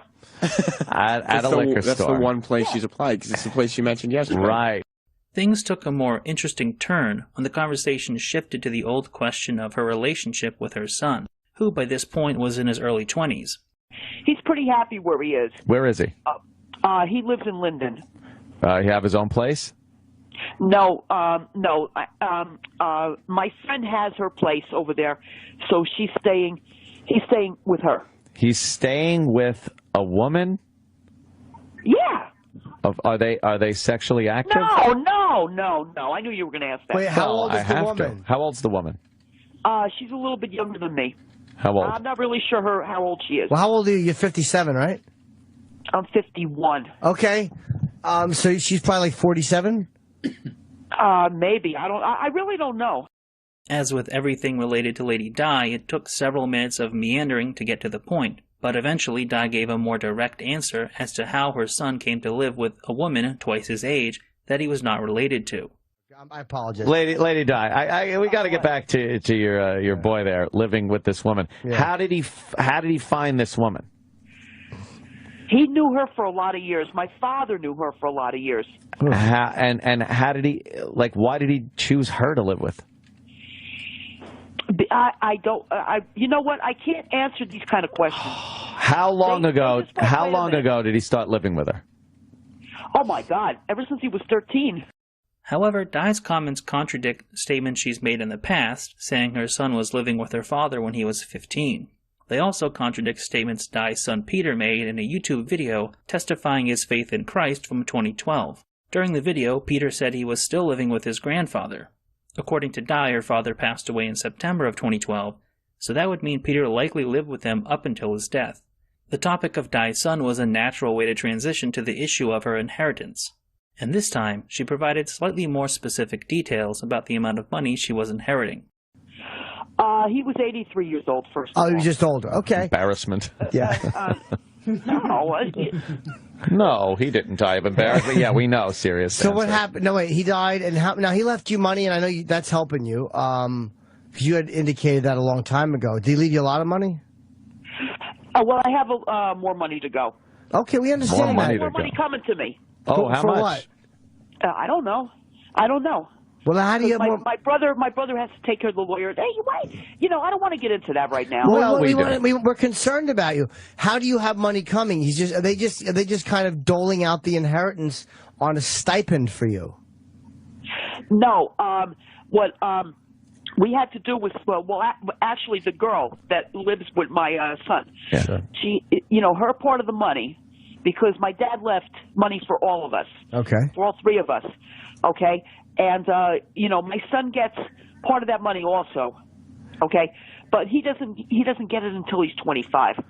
All right. But the whole thing is, what was I going to say? So you can get some of it now, though. She had to pay an inheritance tax. All right. And that's not going to, we're not going to get the rest of the money until the beginning of June. And how much money is that? I don't know. I don't know yet. About ballpark. Is it $1 million? No, it ain't $1 million. Is it 100,000? No, it's not. No. Is it 20,000? It's a little over 10,000. Throughout this video, we will see Di throw out varying figures for the size of the inheritance she received from her father. Di's mental deficiencies and compulsive lying also add to the confusion, but it's important to remember that at this point, she had already received at least part of the inheritance, which she claimed she was living off of. When the boy suggested Di take the $10,000 that was coming her way and put it towards rent on a living space for her and her son, she was as dismissive as you would expect a woman who abandoned her son to be. Why don't you use it for first and last month's rent on a place that you and your son can live in, so that way you could actually, have some kind of a relationship with your son that you've missed out on for a decade. That's right. Comment? I talk to him all the time. No, you're not answering the question. That's a fair question. All right, I got you. But it depends on him. Why aren't you... If he wants to come and stay with Lady Di, why aren't you getting your own place where you and your son can live together and he can stop being repeatedly molested by this other woman? Think of what she's doing to your young son. It's awful. Oh, my God. After ruminating on the purposeless nature of Di's existence, the conversation turned to her job at Budweiser, which I will remind you, she had lost over a decade ago by this point. You lost everything. You had a good job at Budweiser. You had a place to live. Wait, hold on. That job at Bud, okay, I had that job 17 years. Yeah. All right, I had that job a long time. Yeah. All right, but the whole thing is with those people over there. I mean, I love working there. I miss all my friends. I miss everything about it. How'd you lose the job? You know what? I was at the wrong place at the wrong time. Where? What? I was on the phone where I shouldn't have been on the phone. And I was going through a divorce back then. So you were yapping on company time? No, I wasn't yapping on company time. I was on the phone. Lady Di, how did they fire you for just making a phone call? Because I don't want to say anything about anybody over there. Well, just go ahead. We don't know their names. What? God say. My union sided with the foreman. Why? That's all I'm going to say. I have no idea. You're obviously a terrible employee, a lackluster employee. No, I was a good employee. If they would have sided with you. If you were good, they would have kept you. If you don't believe that Lady Di was a compulsive liar, this was at least the third different explanation she gave for her firing from Budweiser. During the Homeless Cribs video, she said that she hurt her back, and the company fired her because they feared a lawsuit. Then during the intervention Opie and Anthony held for her in 2006, Di stated that she was let go as part of a series of layoffs at the company. And in this clip, she made up some bullshit story about being fired because she was on the phone with her lawyer, which we know is a lie, because when she called into the show drunk in January of 2002, the divorce had already been finalized. Okay. Why are you crying? Is somebody Listen, Yeah, what's the matter? How's that divorce working out for Tom you? Heck's son. Hey, how's that divorce working out for you, Lady Di? The divorce is done. Yeah, I know. So how is it being divorced now and having no prospects? Oh No, man, there was nothing happening with my divorce right now. This is like a scene from Days of There was Wine and nothing- Roses. There was a shut up. What made you open up that bottle today? What made me open up that bottle today was the divorce is final. That's it. Now, I know I sound like I'm analyzing 20-year-old radio shows the way Russ Cole would investigate a Louisiana pedophile cult, but in my opinion, what makes the Lady Di story so interesting is how difficult it is to pin down any concrete details.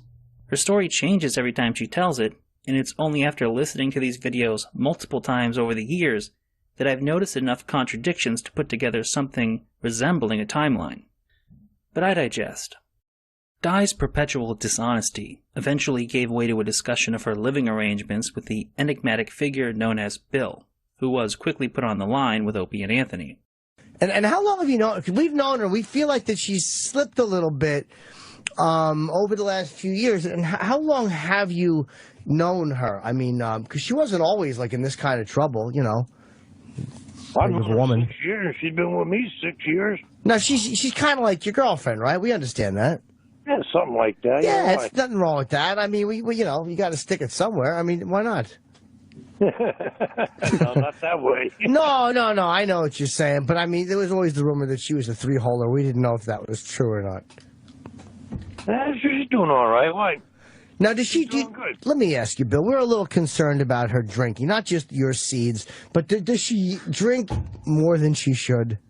Oh, you can answer that question yourself. See, that's what we're concerned with. Like, you know, we don't mind the fact that, okay, she's going to lounge around and watch the monkeys and take unprotected, you know, load after load from you. But is she going to do anything to better herself?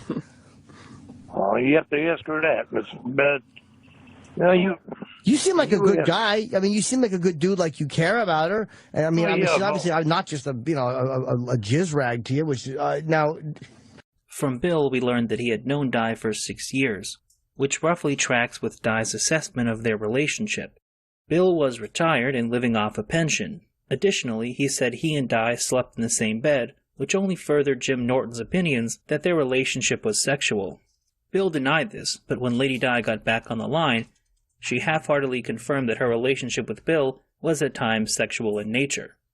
He said, we asked him, like a lot of times, will she relieve your tension with her hand? And he said, yeah, of course.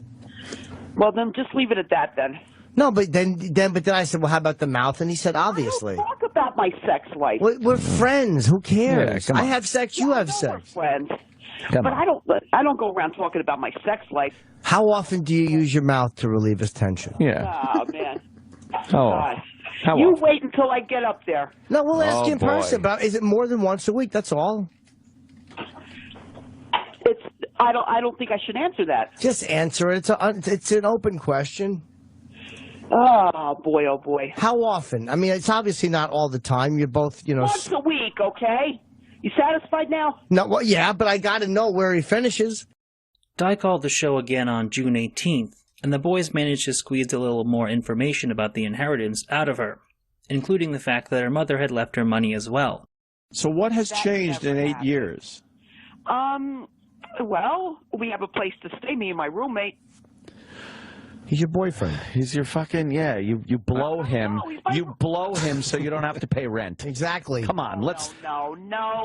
I help out with the bills around here the best I can. But you don't have a job. His name is Bill. Wait. But don't let her off the hook. How do you help out with the bills?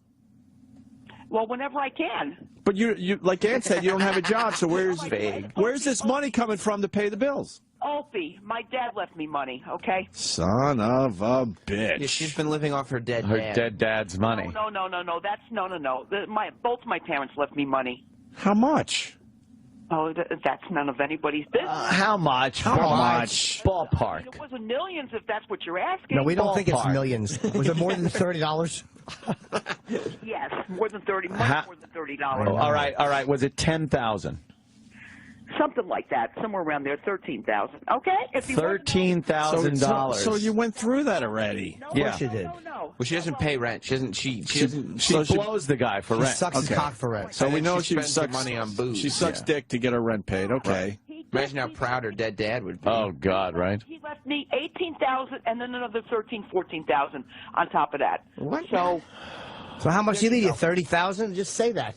Something like that, yeah. Don't just keep giving us something like that. Don't give us figures and make us do the math. Just tell us. This figure was significantly higher than Di's previous statement that she, her son, and the woman he was living with were receiving a little over $10,000 from her father's estate. It's also worth bearing in mind that this means Di had already blown through $18,000 in the 9-month period since her father's death in September of 2012.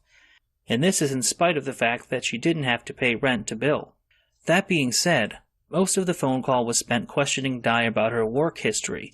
We learned that in the last 9 years, Di had worked at Dunkin' Donuts for 8 months, worked for a temp agency for an undetermined period of time, and worked as a crossing guard for a few weeks.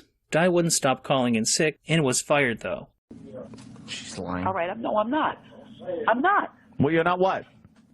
All right, I used to call in sick. I called in sick too much, and they got tired of it, and they let me go.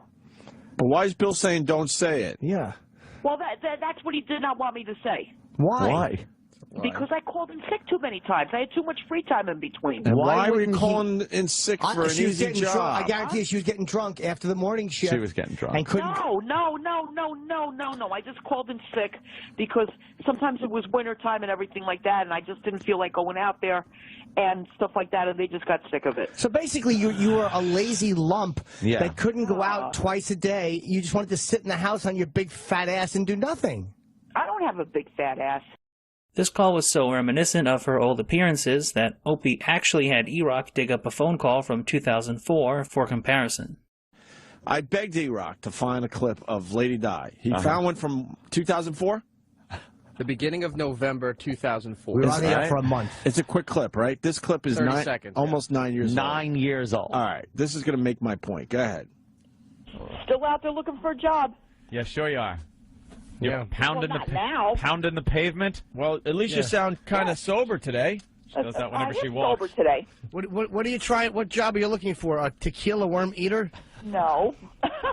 No. Jobs in town. I'm trying to look like all over the place. Clothing stores, all that other stuff. That must be where you are now, right? Looking for work? Yeah. So where are you? Same conversation. Well, I'm at home right now. Oh, you're at home right now. That's where all the jobs are. Okay, that's from Wow. 9. That's from Wow. 9 years ago. Dude, that's 2004. Yeah, and we're having the same conversation 9 years later. The conversation with Lady Di must have brought up some nostalgic feelings, because after 7 years away from the show, Di and Marion made their return to the studio as part of the Super Show alongside several other show characters, like Daniel Bobo Curlin, Stalker Patty, and Ira the Weatherman.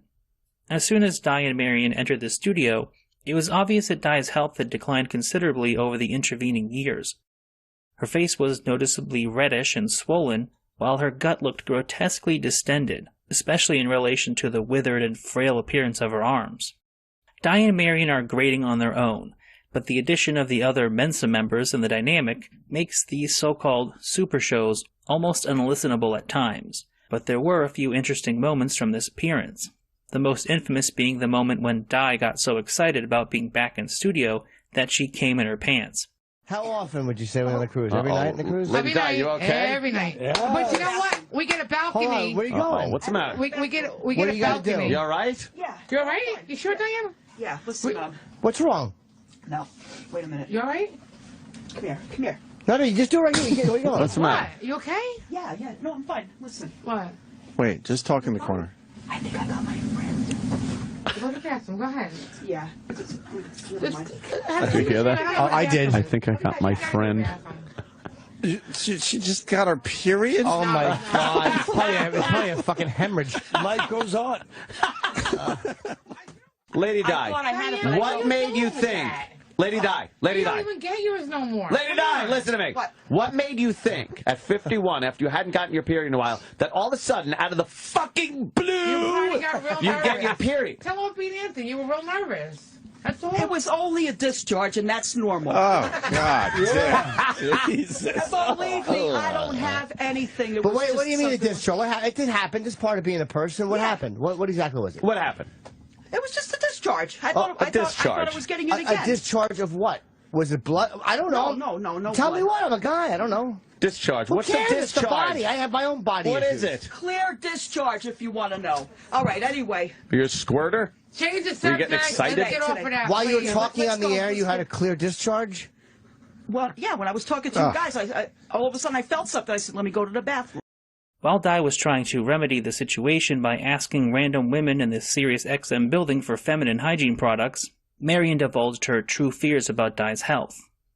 Keep it off the radio. Go ahead. Okay, keep it off the radio. Then what? I'd like to keep something off Okay, the go radio. ahead. What? I've been trying to get Diane help for a long time, Uh-huh. right? Because I don't want to see her, and I want this off the radio. No, it's fine, fine. promise me you will keep this off the radio because it's got to do with my family. Oh, my Honestly goodness. to God, my dad died a year and a half ago. Oh, sorry God to hear bless. No, I'm sorry. No, Anthony, seriously. I'm sorry I hear I that. don't want this on. All right, if you take the headphones no. off, it's not on the radio.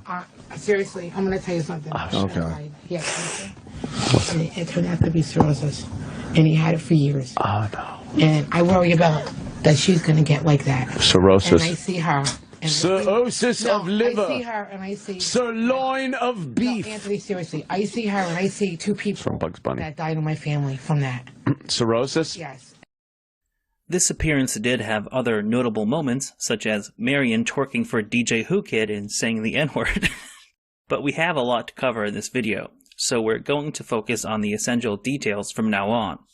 Di would not make another appearance on the show for 4 months, and perhaps this was for good reason. In part 1 I talked about Di's obsession with the show, and how it would often lead her to wait on hold for hours just to be abused by Opie and Anthony. Well, it seems she had fallen back into that habit, as in late October she waited on hold for 3 hours, just to deliver this critical piece of information to Jim Norton. Hi, who's this? You know who it is. How you doing? It's me, it's Di. Hello, Lady Di. We're talking to Aziz. You got anything? Yeah, no, I just want to let you know. Tell Jim Norton this. We're going to be at the show on Friday. I'm at the Beacon Theater with Andrew Dice Clay on Friday. And whoa, that's awesome. Yeah, I'm happy about that. Very That's cool. be a great gig. It's going to be an amazing gig. Awesome venue. Yeah, it's going to be very good. Delighted that you'll be there. Listen to her. She's just yapping over. Why would you call our radio show to tell us that you're going to be at a Jim Norton show? She's one of our regulars, Aziz. Yeah. No. I just figured I'd call up and let you know. Why would we care if you were going? Yeah, for what purpose? That's what he asked you. Did you see what just happened? Thank you. Opie goes, why would you call up and ask Jim Norton, or tell Jim Norton you're going to be at the show? And she goes, no, I just wanted to call up and tell him I was going to be there. And let him know. But he asked you why you would do that. What could he possibly be doing? The rest of this call is basically your bog-standard Lady Di phoner, where she makes up lies and excuses about not finding a job. However, the addition of Aziz Ansari does change the dynamic a bit, because we get to witness someone with no knowledge of Lady Di react to her bizarre circumstances. And this phone call does contain what might be my all-time favorite Lady Di moment. Maybe she's figured everything out. Yeah, and we're the haven't. idiots. We're the dummies. Waking up early, doing radio, doing a bunch of stand-up. Who cares? Take 10 years off. And then she's got to answer. No, you guys aren't dummies. I mean, why don't more people do that? Thanks. Where it's like, I'm just going to chill for 10 years. Not going to do anything. Not going to work. Just going to do what I want to do. That seems like a good deal. I'm going to chill for 10 years. Diane, do you understand, like, I'm not sure if you understand the dynamics of a conversation, but like Aziz is talking or Ope's talking to somebody, like the sounds coming out of their mouth mean they should be entering your ears. Yeah, but you're just yapping over everybody. You're very difficult to have a conversation with. Who are you?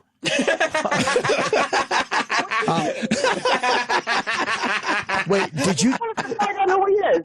I'm Jim Norton. All right, Jim Norton. Okay. You know, the guy that you're going to see Friday, and the reason why you called us to tell us that you're going to see him. Do you have dementia? Yeah. No, I don't have dementia. When Lady Di called the after show in early November, Sam Roberts stated that she had been on hold for 2.5 hours. It was also revealed that when Di and Marion attended Jim's stand-up show, she drank and talked through the entire set and handed other people in the audience her garbage. But the only significant event that took place over the following 2 months occurred when Anthony tricked Lady Di into tweeting out her phone number. What do you want me to tweet you now? All right. Now, do you have it up? Are you ready to tweet me? Yeah, but it says Diana, it says my name, and then it says Anthony Cumia. Is that right? That's perfect. Yeah, have you direct message. Now, send me your phone number, but make sure you put 2 periods after the phone number. And then it's called a private tweet. All right. All right, ready? Send me that, and I'll let you know if I got it right now. Did you send it? Yes, you did. That's it. Maybe I sent it to myself. There it is. You got it? All right, thank you very much. All right, there it is. I got it, Di. I got it. Why did you do that? Thank you, Di. I'll be in touch now about the road trip. Delete your tweet, Di. Delete your tweet. Oh, God. Why? Jim, oh, yeah, talk her into deleting a tweet. That'll take fucking... Oh, no. You hear the beeping? The call. Can I take it off speakerphone right now? No, leave speakerphone on. Yeah. What's that sound? Oh, that's people calling me right now, Anthony. Why is that? I don't know.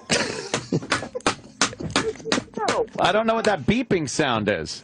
That's people calling me. Oh. This is great. This is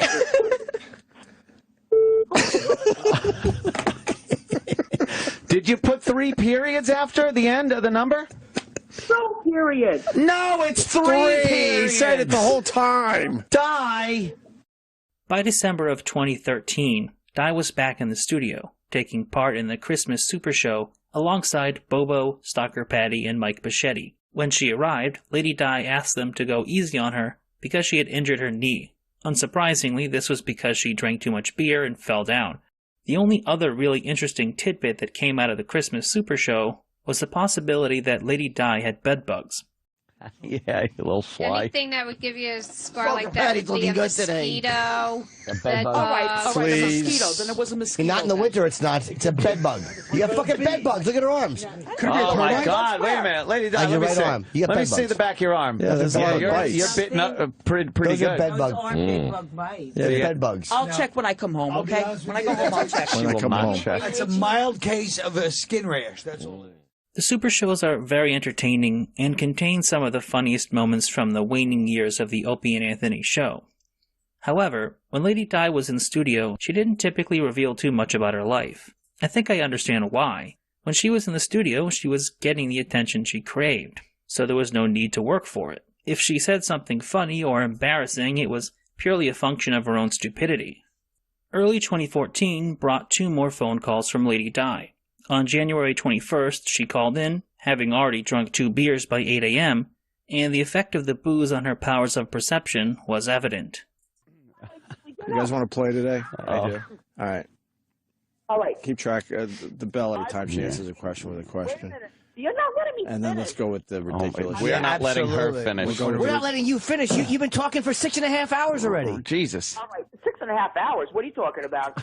That's 2 bells. It's a question with a question, and it's literal. Okay, Right. Paul. She needs the beer. Shut up, you. Who's that guy? Yeah. Well, that's my roommate The talking. lover's spat? Wait, can we talk to him for a second? Can we talk to him for a second? No, Can we talk to him for a second? What's your roommate, like Can a we robot? talk to him for a second? Yeah. Yeah, what is your roommate, a robot? No, he's not a robot. Okay. Now, yeah, but how come you... who are you living with, Matthew McConaughey?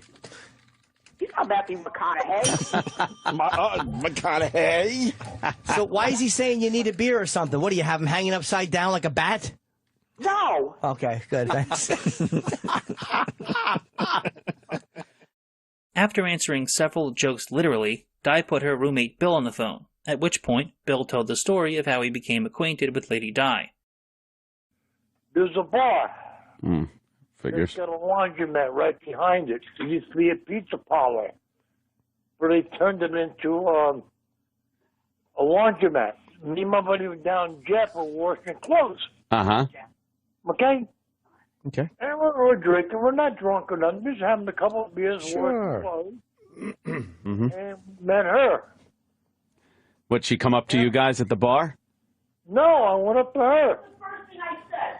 I said, you No, something like that. I don't know. So anyway. Now, what did you say to her when you walked up? Did you put a quarter in and try to ride her? See how long you can hold on? Say what? Barfly. Well, what did you say when you walked up to her?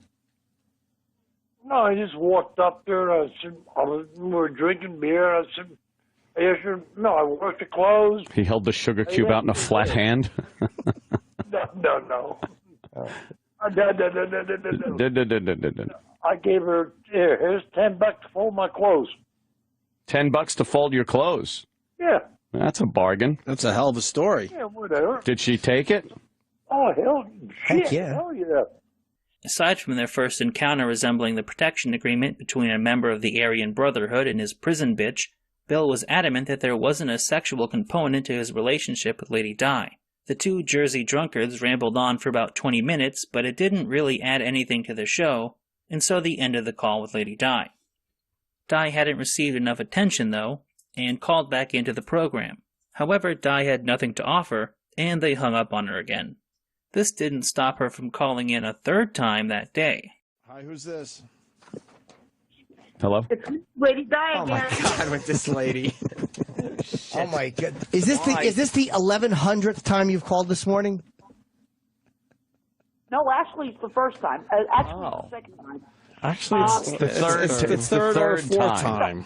Bill wants to talk to you for a minute. Okay? Yeah, I know. No, we got a radio show to do. Yeah, I know. What do you think this is? What are you calling from the roof? Yeah, you calling from the roof? No, he's not calling from the roof. He's calling from the kitchen. Oh. All right, hold on a second. No, hold on. Why did she? No.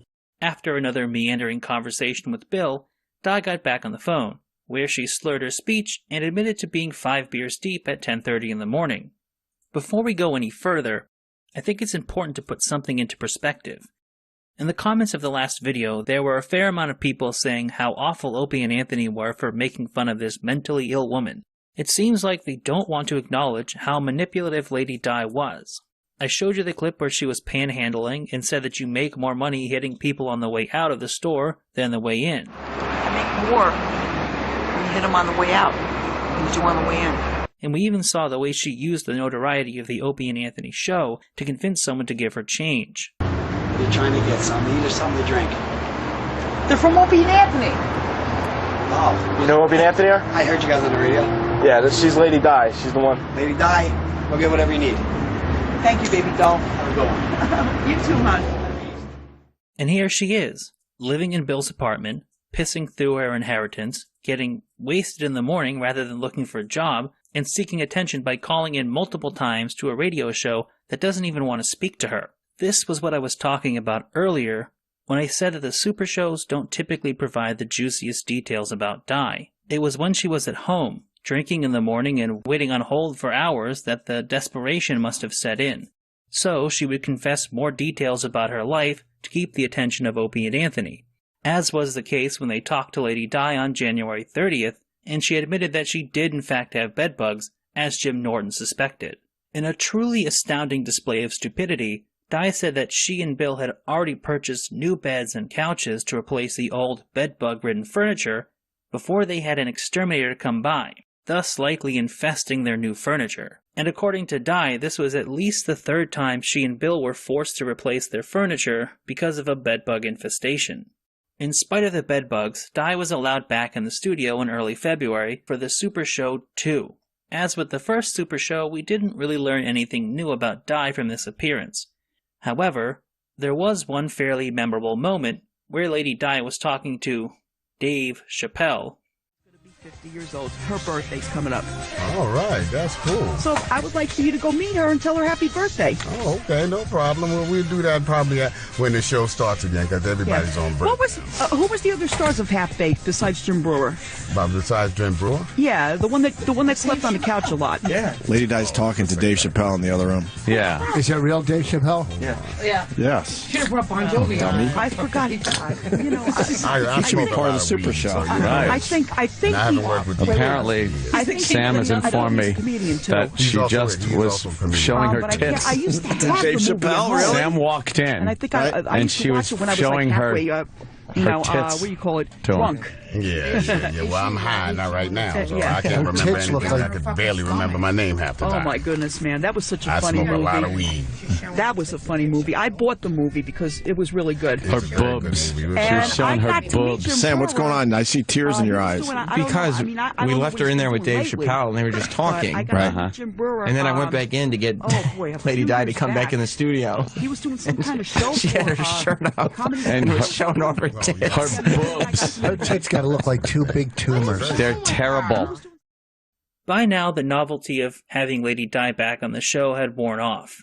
10 months had gone by since she first called into the after show, and her appearances were becoming as repetitive as they were a decade ago. Di would call in, they would ask her how many beers she had already consumed, Di would talk about applying for a job at Family Dollar for the 8th time, and then she'd put Bill on the phone for a while. It seemed like Opie and Anthony didn't know what to do with her. Luckily, Colin Quinn did. Got a big star on the line. Big star. Colin Quinn. Hi, guys. Oh, hi, Colin. Hey, Col. Guys. What are we doing wrong today, Colin? Yeah. Whoa. I liked Colin. Let's not make this our overriding narrative every Every time. Yeah, maybe Colin's just calling in as a fan of the show to contribute. What do you got on the plane crash, Col? Nothing on the plane crash, guys.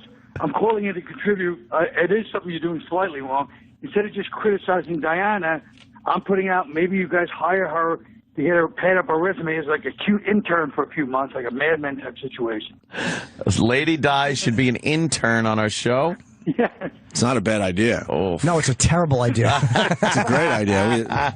She could be a paid intern. A paid intern. For the spring. I like this idea. Later that day, the boys called Di to discuss the internship, and after several minutes of hemming and hawing, it was agreed upon that Di would become an intern for the show for $10 an hour, or $250 at the end of the week. But as Opie predicted, Di's attitude towards the internship seemed completely defeatist, and she looked for ways to shoot down the idea even after agreeing to it. Now, can I ask you one question? What? Of course. Okay. We're just What kidding. if I do finally get the job that I want? Then I won't be able to come in. You haven't worked in 10 fucking years. Exactly. What Try job do you really 15. want? Co-starring in Charlotte's Web? What do you think? All of a sudden, next week, out of nowhere, you're going to get a job? The job offers are going to start pouring in? Exactly. I worked in 5 years, not 10 years. Oh, sorry. boy. Sorry, it's been 5 and not 10. All right. So, Regardless, you're not going to instantly get this job next week. Exactly. Or ever. At the time, I don't think many people believed Lady Di would even show up for the internship, let alone complete the full week. This was a woman who was homeless because she decided one day to just stop going to work. She let her father raise her son instead of getting a job. But to everyone's surprise, on the 17th of March, 2014, Lady Di showed up for the internship and produced what might be the greatest week of radio in broadcasting history. Before we can get into Lady Di's internship, I implore you to go listen to them as soon as possible. I can only cover the bare minimum of the highlights in this video, and there are so many little things that will be left out. If you've never really listened to O&A, these are must-listen clips. It's about 14 hours in total, but it's worth it. Nevertheless, I will do my best to cover the more memorable moments. Lady Di's presence was felt even before the show started, as she was interrupting Sam Roberts during the pre-show. Di looked pregnant, reeked of cigarettes, which she blamed on her coat, and had woken up at 2 in the morning to drink 2 Natty Ices. After a pointless conversation with Opie about the temperature of his water, Di went to work screening calls, and this is where the fun began. All right, the phones are lit, so now we should get baby calls finally. Well, this guy, I should put him on hold, right? No, just say what does he want to say? I don't even. What'd you say? Am I going to eat my baby? No, I'm not pregnant. I'm going to eat my baby. All right, move on to the next one. Fuck. Oh, hey, what's your name?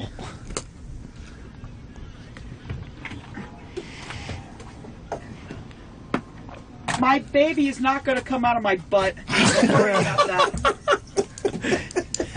You're welcome.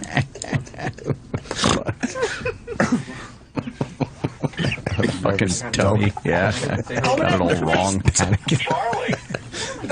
Hi, Charlie. How you doing? Hey, I just want to congratulate you on your baby. That's great. Is the father a water buffalo or an elephant? The father is a water buffalo.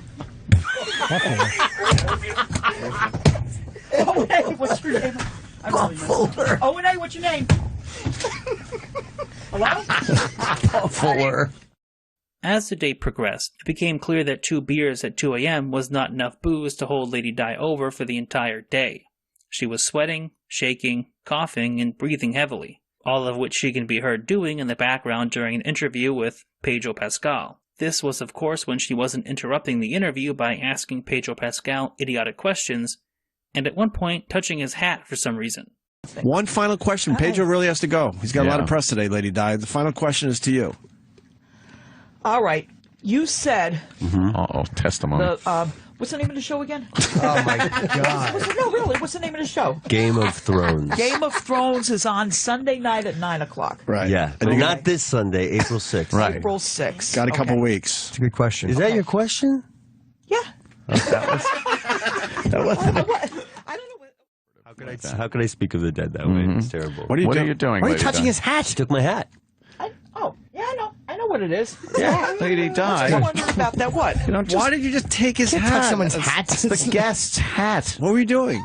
Do you want to try it on? Looking at No, it. you Don't want touch to- it. Don't touch it. Trust me. You might want to throw They that. don't want you to touch anything. You might want to throw that hat away after the interview. Oh, my Why? goodness gracious. After the Pedro Pascal interview was over, the boys took a call from Dr. Steve to discuss the state of Lady Di's health. Dr. Steve is an actual doctor and host of the Weird Medicine podcast, as well as a longtime friend of the show who would regularly call in when medical topics came up. He even appeared in studio multiple times. Since Dr. Steve could not be in studio on this occasion, he directed Opie and Anthony to administer several tests that would determine the severity of Di's withdrawals. Now stand What up. now? Okay. Now stand up. All right. Now put your arms out to your sides again. Right arm all the way out to the side. Right arm all the way out to the side. Close your eyes. Close your eyes. Yes, And now Close your eyes. bring her arm around in front of her and touch her finger to her nose. Now touch your finger to your nose. If she does it easily, then that's a test that her cerebellum is working okay. All right. There was no Straight problem. out. There was no problem. No problem. No. No. All right. Her cerebellum is working The problem fine. is her gut.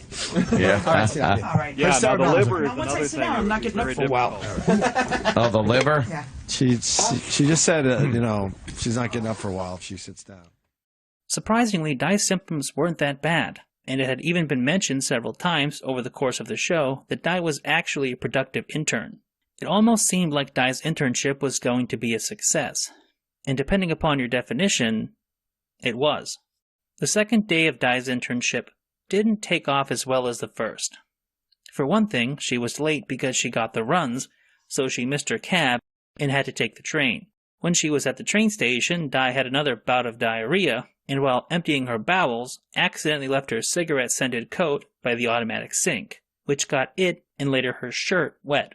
We also learned that after the show on Monday, Di went to TGI Fridays with Bobo, where she had 4 or 5 beers and nothing to eat. She hadn't eaten anything on Tuesday morning either, so the logical solution was to buy her a coffee culotta from Starbucks. This day of Di's internship is infamous for the unbearably bad interview with Belle Knox, where the worm and the ghoul couldn't control their boners long enough to be funny. Luckily, the water buffalo was there to bring humor to the interview. I don't know, like all kinds of guys. You know what I mean? How old were you when you lost your virginity? I was 16. Okay. Aw. I was 16. For you. How old was the guy? Oh, the guy, he was in his 20s. What kind of car? Where was it? Illegal. What was that? Where was it you had the sex? Where was it that I had? All right, you really want to know? Yes. In an abandoned building on a door. I'm very serious. Did you get like a splinter? Great. Right? Hold on, that's the greatest answer. In an abandoned building on a door? Door. What are you, a fucking spider? How did you get on a door? Oh, I think it was off the hinges on the ground. No, she just like... Yeah, she just like went against the door. And it fell back. That would be cool too. You The could door get was on the floor. fucked And he against laid the you door. on the door in an abandoned building. Sounds like a good idea for a porno. What a romantic. Yeah. How was it? 16 years old. Do guys misinterpret you being He was really... around maybe 10 years older than me. Right. Okay. Wow, 26. Maybe 24. He was a creep, Di. He was a creep. I still know All him. signs Yeah, he was a lead creep. toward creep. He was 26. He takes a teenager into an abandoned building and fucks her on a door. He's a creep. Yeah, He's a creep. I And found Lady out the Di had hard some way. looks back in the day.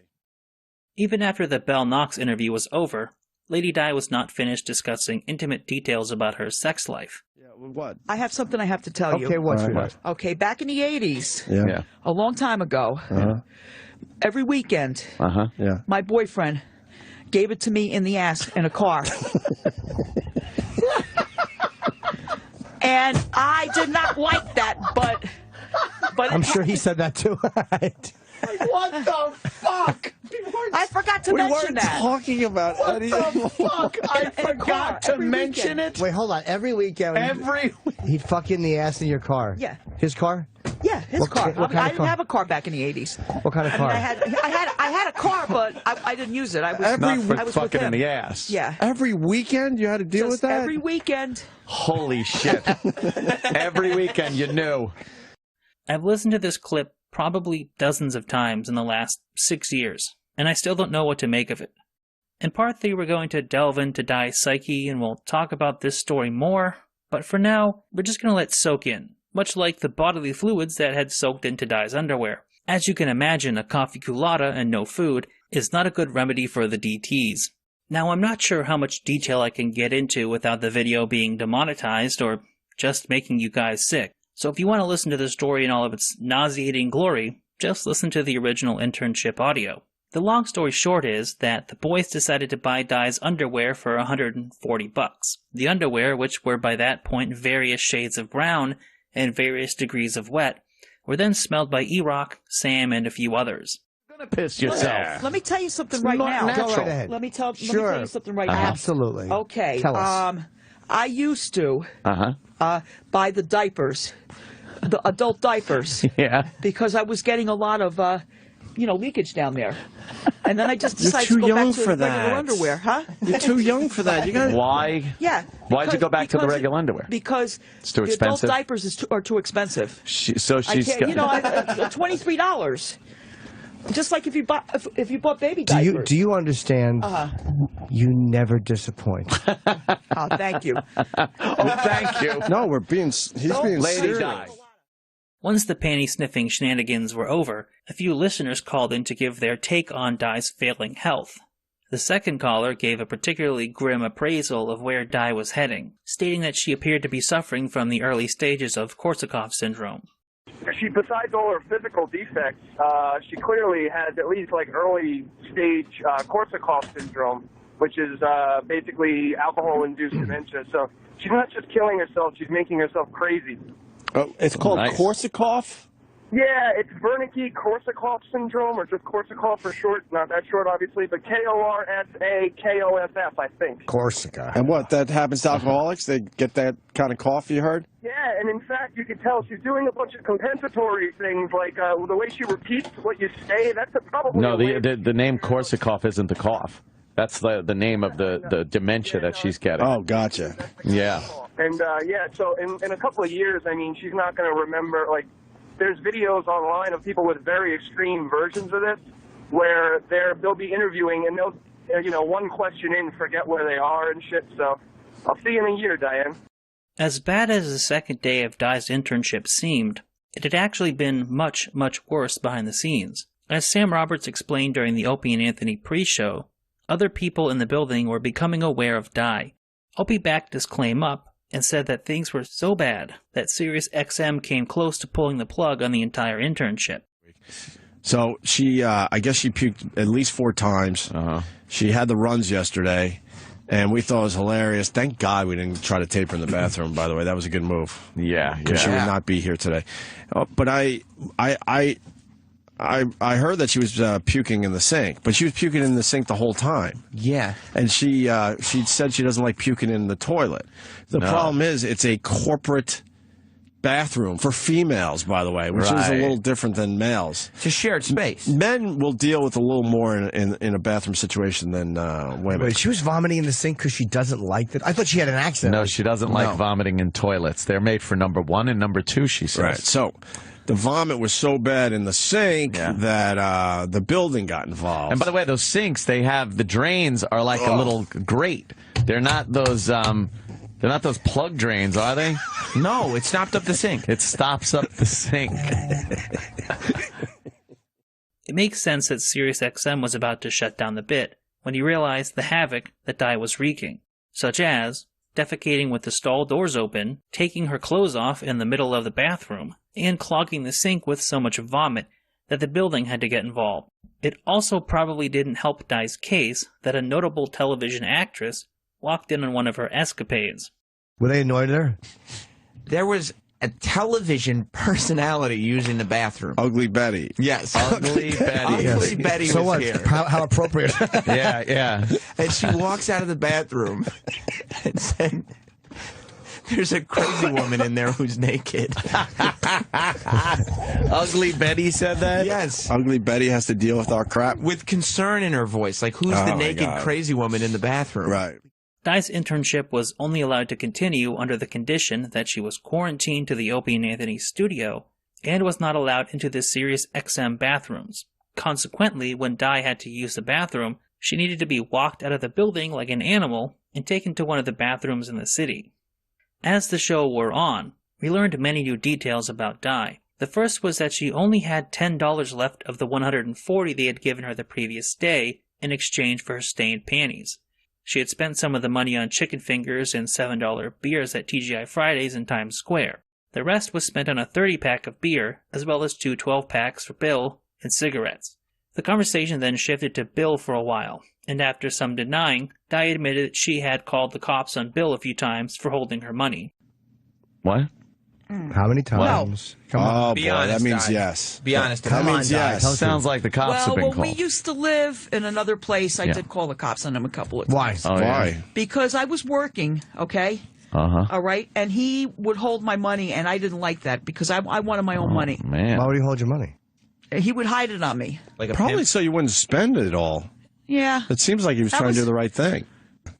Okay, but he was holding my money. No, I understand. Yeah, You know I get what it. I mean? Right. And I didn't, you know. But my point is he wasn't holding your money because he wanted your money. He was holding your money because he knew you were spending it too quickly. Irresponsibly. Or irresponsibly. Yeah, well, right. you know, my parents were the same way. Yeah. They would hold my money.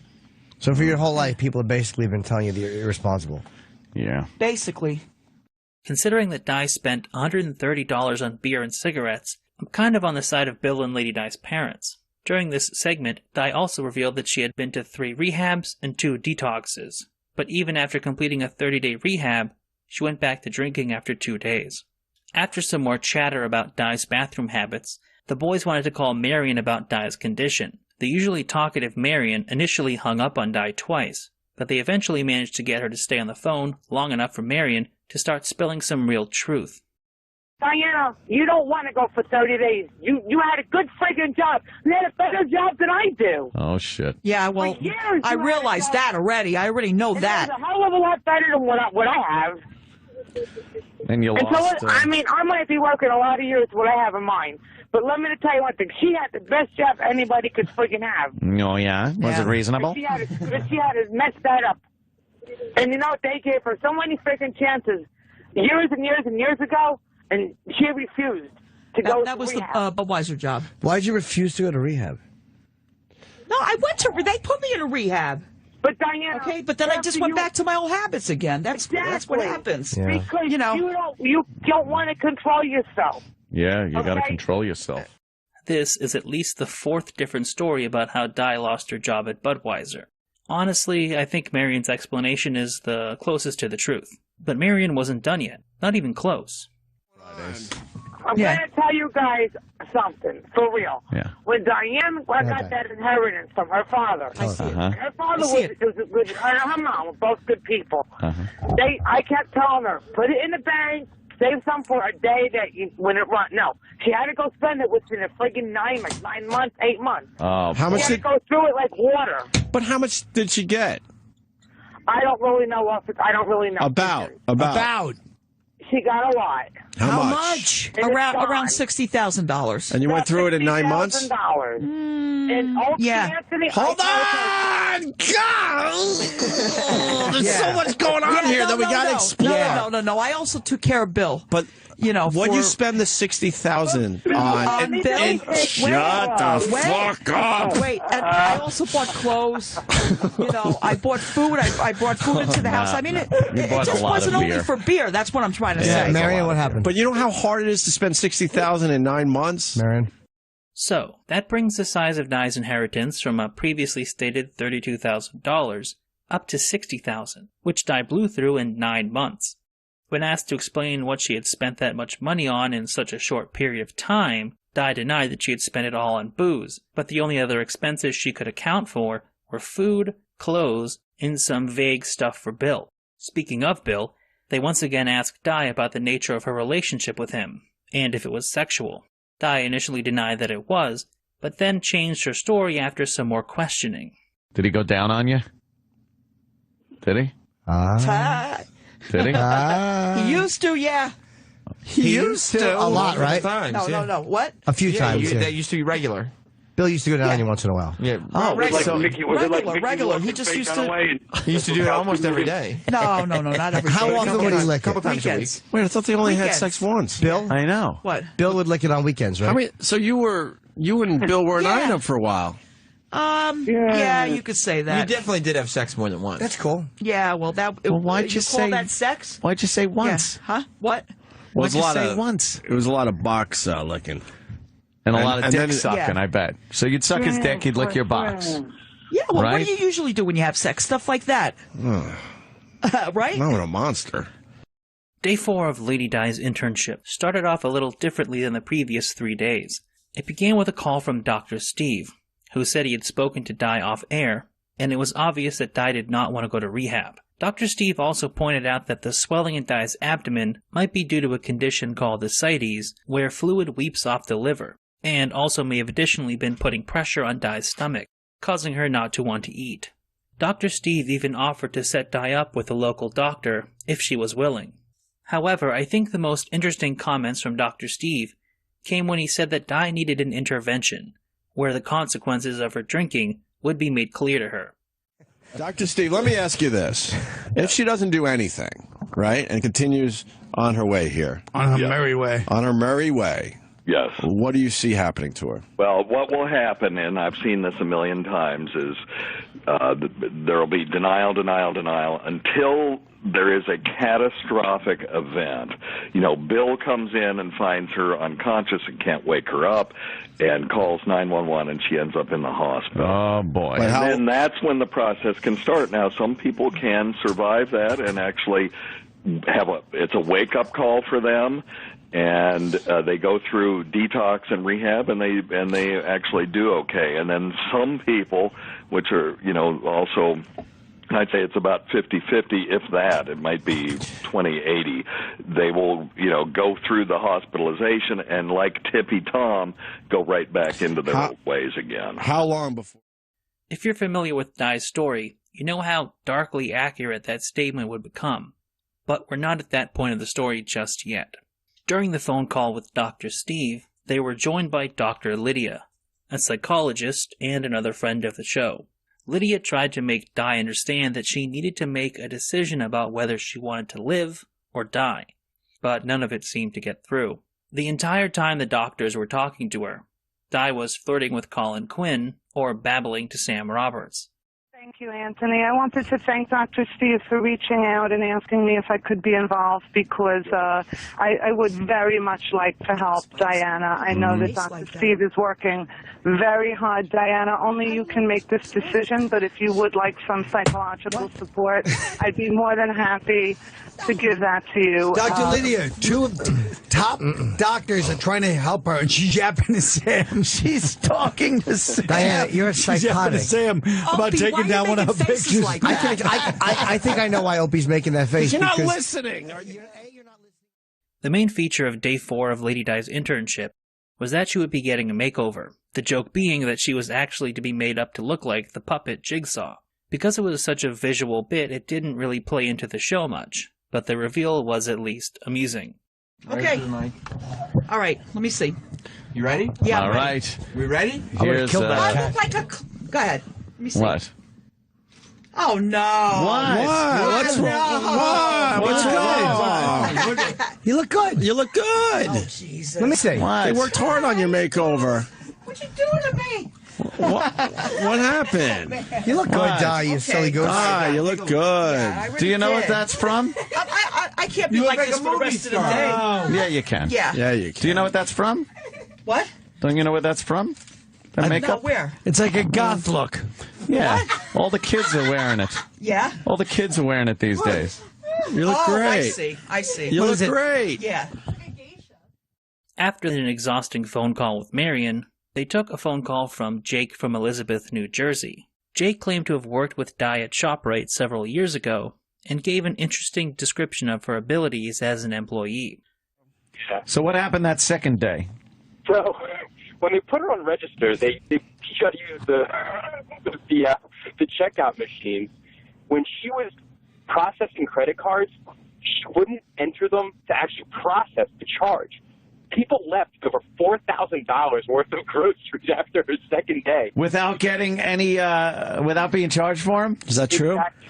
She would put the card in the machine, and that's it. She was fired on the spot. It was oh, Lady Di. I was fired after 2 weeks of being there. Why were you fired, Di? That's what he said. It was. Wait a minute. Hold on a second. Whoever you are, I really don't recall who you are.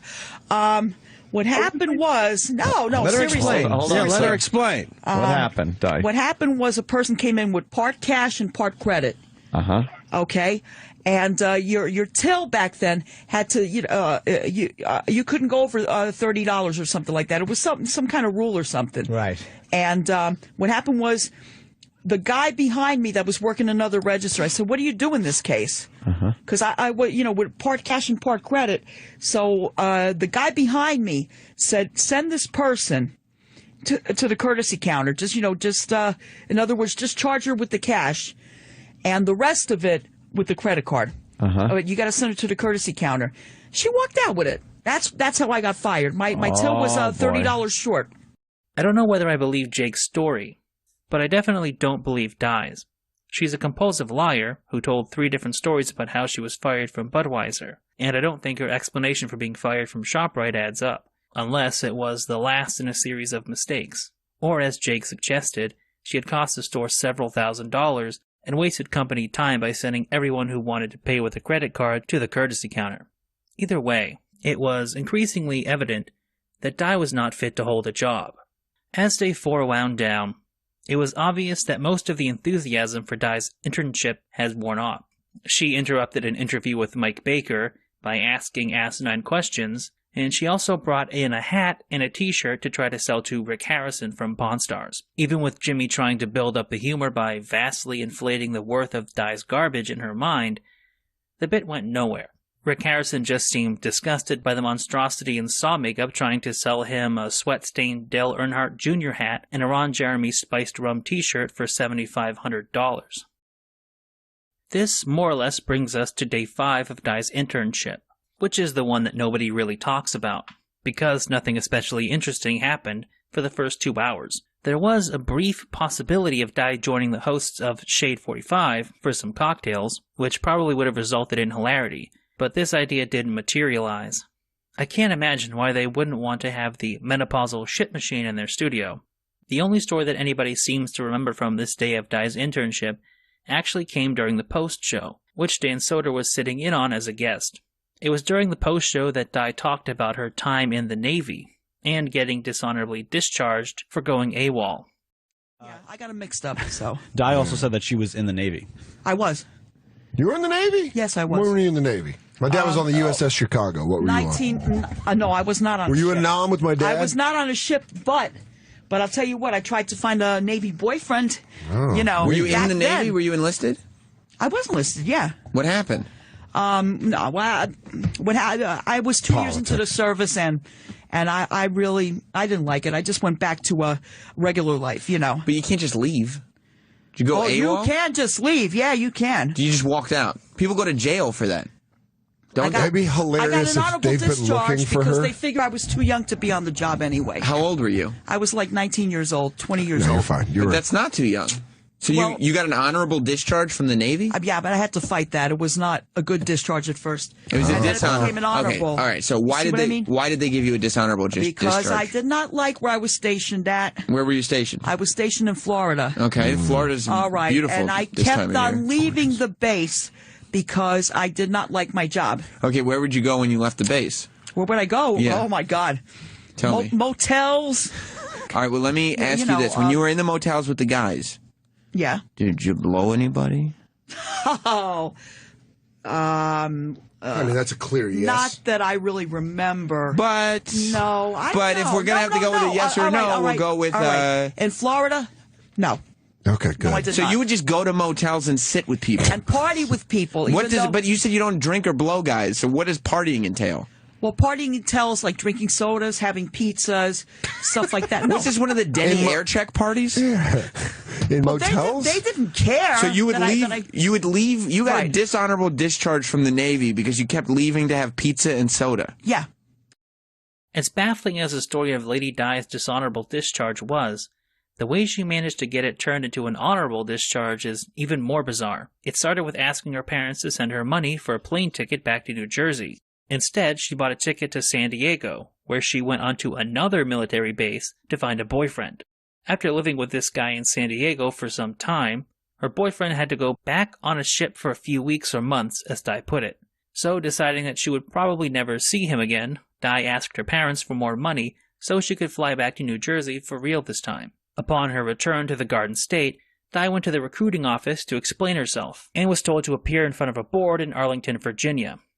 At some point, Di also appeared in the music video, Killed by Death, by Motorhead. It's not really relevant to the story, but I thought it was an interesting aside. To close out the internship, Sam paid Di the $250 she had earned for 5 days of work, plus an additional $113.77, which was contributed by people around the studio.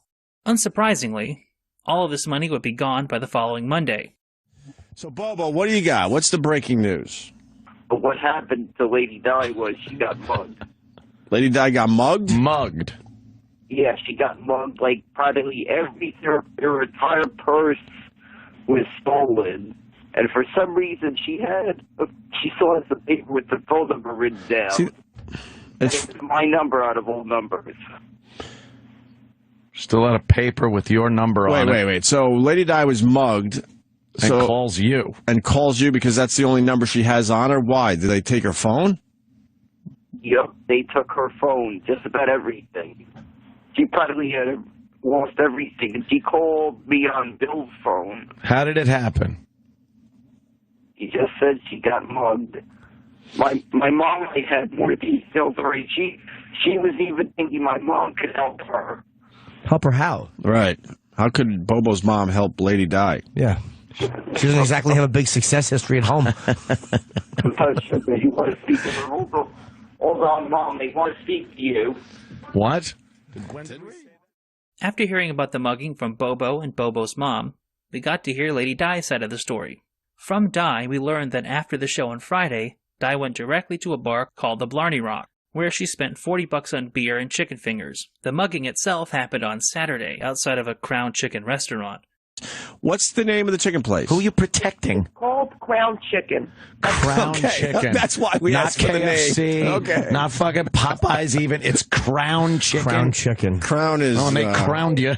Crown is definitely a chicken place you find in a lot of right. ghetto-y areas. It's not a ghetto-y area. It is, well, you know, that, I don't know. Whatever. All right, so you went to get chicken for what? You and Bill? Were you bringing it home? Did you eat there? I went to the chicken place to get, I looked at the menu. I was going to get chicken, but then I said, no, let me get something different. Who gives a fuck? What kind of soda were you going to get? Calm down, Andrew. You had a great weekend. You made some money. Let's relax. Yeah, I want to hear her menu debating before the mugging. That's so more what? important. You decided to get what over chicken? You know, like a fried, what did I get? Fried whiting, a fish. I got fish instead of chicken. Oh. Fish at Crown's Chicken? Yeah. Fish at Holy shit. I hope they boil the hell out of that. Imagine how fresh that is. No kidding. No, but anyway, so... Probably rat. I had my pocketbook. Di's story was pretty light on non-waiting related details, but she stated that the mugging took place when she was leaving the Crown Chicken and heading to the liquor store to buy a 30-pack. The long story short being that Di was pushed down by a man with dreadlocks and robbed. However, when Di put Bill on the phone, he had a little more information to add to the story. I thought we were going to move on from Lady Di. I know. But she got mugged. Hey, what's up, guys? What are you doing? God, Bill, sorry to hear about Lady Di. That's crazy. She's out at 9:30 at night on a Saturday at a Crown Chicken? Yeah. And it's not a good neighborhood. It's, Of course not. say, at nighttime. Right. So, okay. You got the Maverick Manor there. It's all drugs, low life, whatever. Okay? Why would she go there? Isn't there other places to go to eat? Well, actually, the reason why I'm really pissed off, Yep. she had 28 cans of beer in the refrigerator. She's fucking drunk. Gets in my fucking truck and drives. Oh, boy. She drove your truck? No, I used to get her, you know, a 12-pack a day, and that was cool. And she was all right. But when she got her father's money, okay, Yeah. she was drinking 36 cans of beer a day. Holy shit. 36 cans Now of we're getting beer to the a bottom day. of this. Yeah. Bill, there's no way she was drinking that many beers a day. Want to make a bet? No, I bet she was. Bet you kiss. I'm just saying it in a way like I can't believe it, but I guess it's got to be true. It is. I believe it. 30 to 36 cans a day? If you start at 8, 9 in the morning. Wow. Probably very easy to. No, that's late. That's late, huh? 7, 6. 6, 7 in the morning. Imagine being such a monumental drunk that even though you have 28 beers at home, you needed to stop at a liquor store at 9:30 on a Saturday night to buy another 30-pack just to be safe. Imagine blowing through tens of thousands of dollars of your inheritance because you need to drink 36 beers a day. The story took another interesting turn when Di got back on the phone. One of the listeners mentioned that Di had multiple liens and judgments against her, and it didn't take long for the boys to find out exactly what they were talking about. Judgment and liens. Oh. All these? Judgment and lien. What is judgments and liens? There's 10 of them. No, you tell me. 10 against you. Public records, statewide personal search. You got a lot of judgments and liens against you. There's 10 of them. Oh, God. You see the Eli, amounts? please. Are they all different amounts? 8,000, 900. The first one is for $9,200, Capital One. The second one is for $9,200, Capital One. The third is for $8,900 from Capital One. Wait, Opie, you think it's the same one with interest just being added? I'm not sure. I don't think so. I think it's the same one with interest being added. And then the heating oil, that's for $700. I don't think they're the same because they have different filing numbers. Oh my God! Then there's Crown Asset Management for $3,300. Another Crown Asset Management for around the same $3,300. No, it might be the same. And then Petro is another $700 again. How does this work? Then there's Midland Funding for just under $1,000. Then there's New Century Financial Services for $5,400. You're right, Diane. And then another for Midland for just under $1,000. What are you doing? Are you like opening up accounts and fucking around a little bit?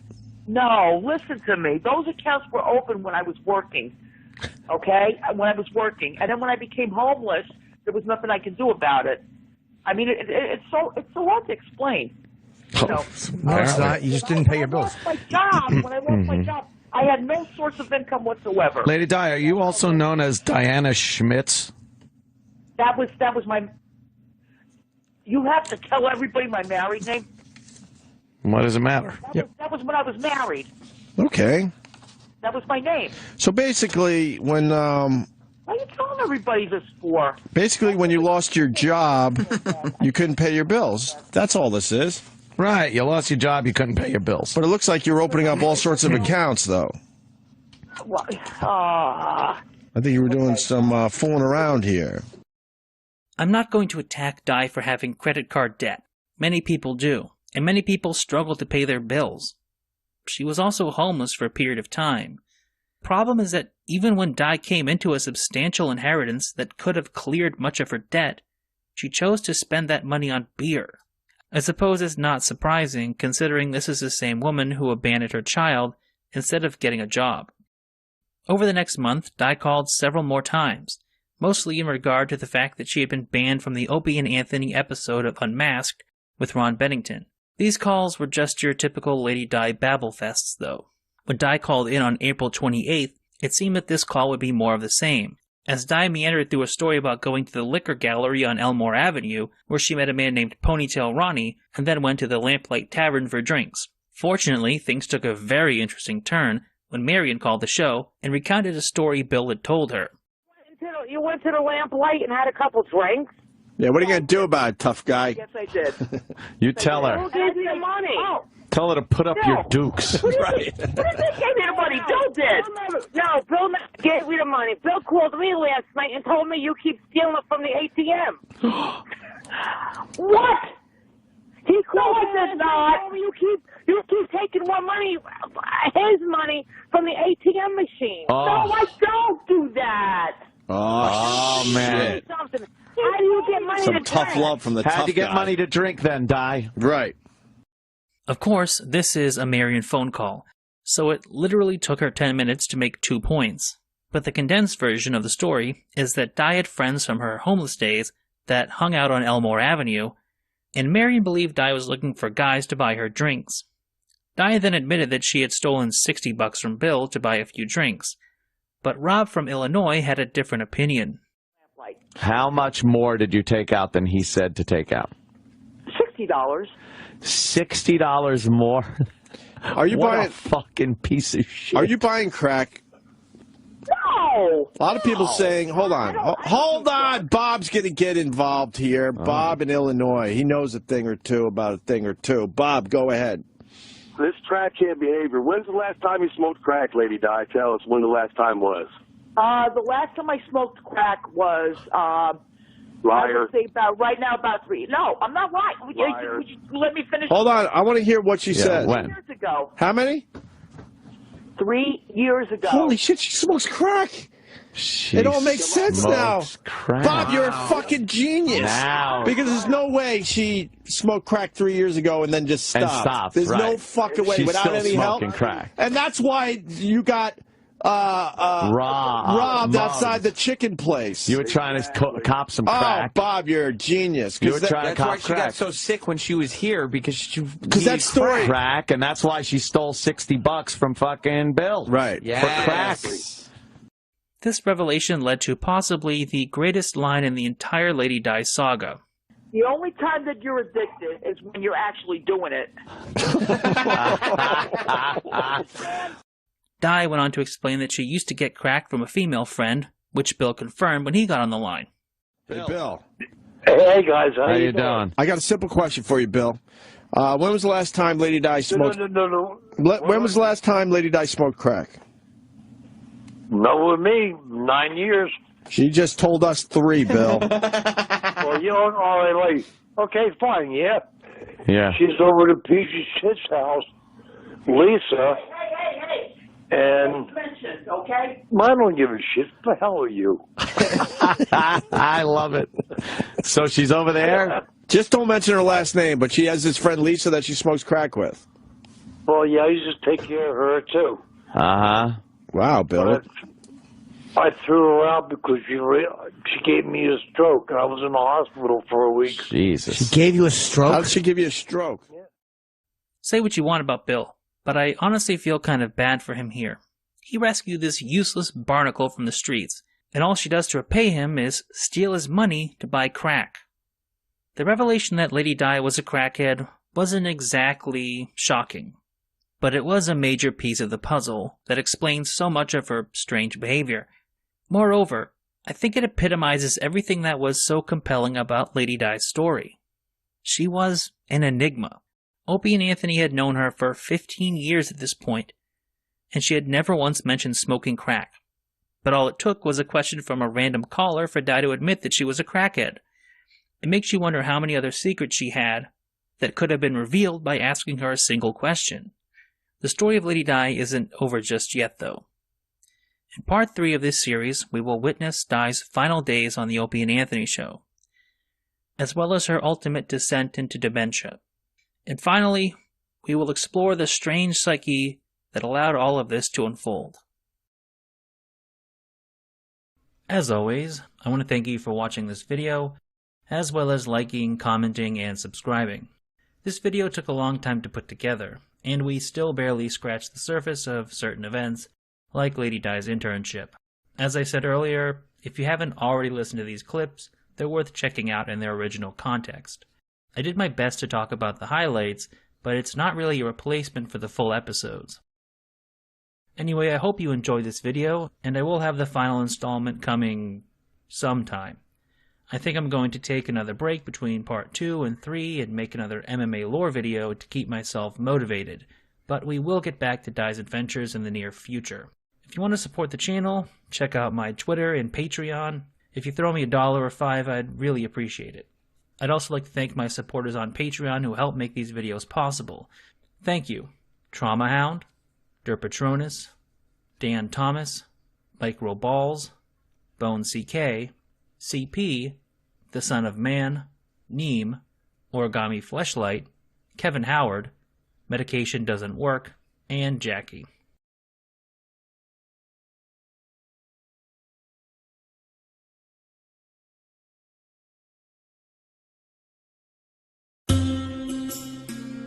It's been a little while since we last talked about Lady Di. Under normal circumstances, it would be easy to forget many of the events that we have already discussed, but during the intermission, the world has quite literally fallen into chaos, so we might do well with a little refresher. In the first episode of this series, we were introduced to Diana Lady Di Orbani, an otherwise unexceptional fan of the Opie and Anthony show.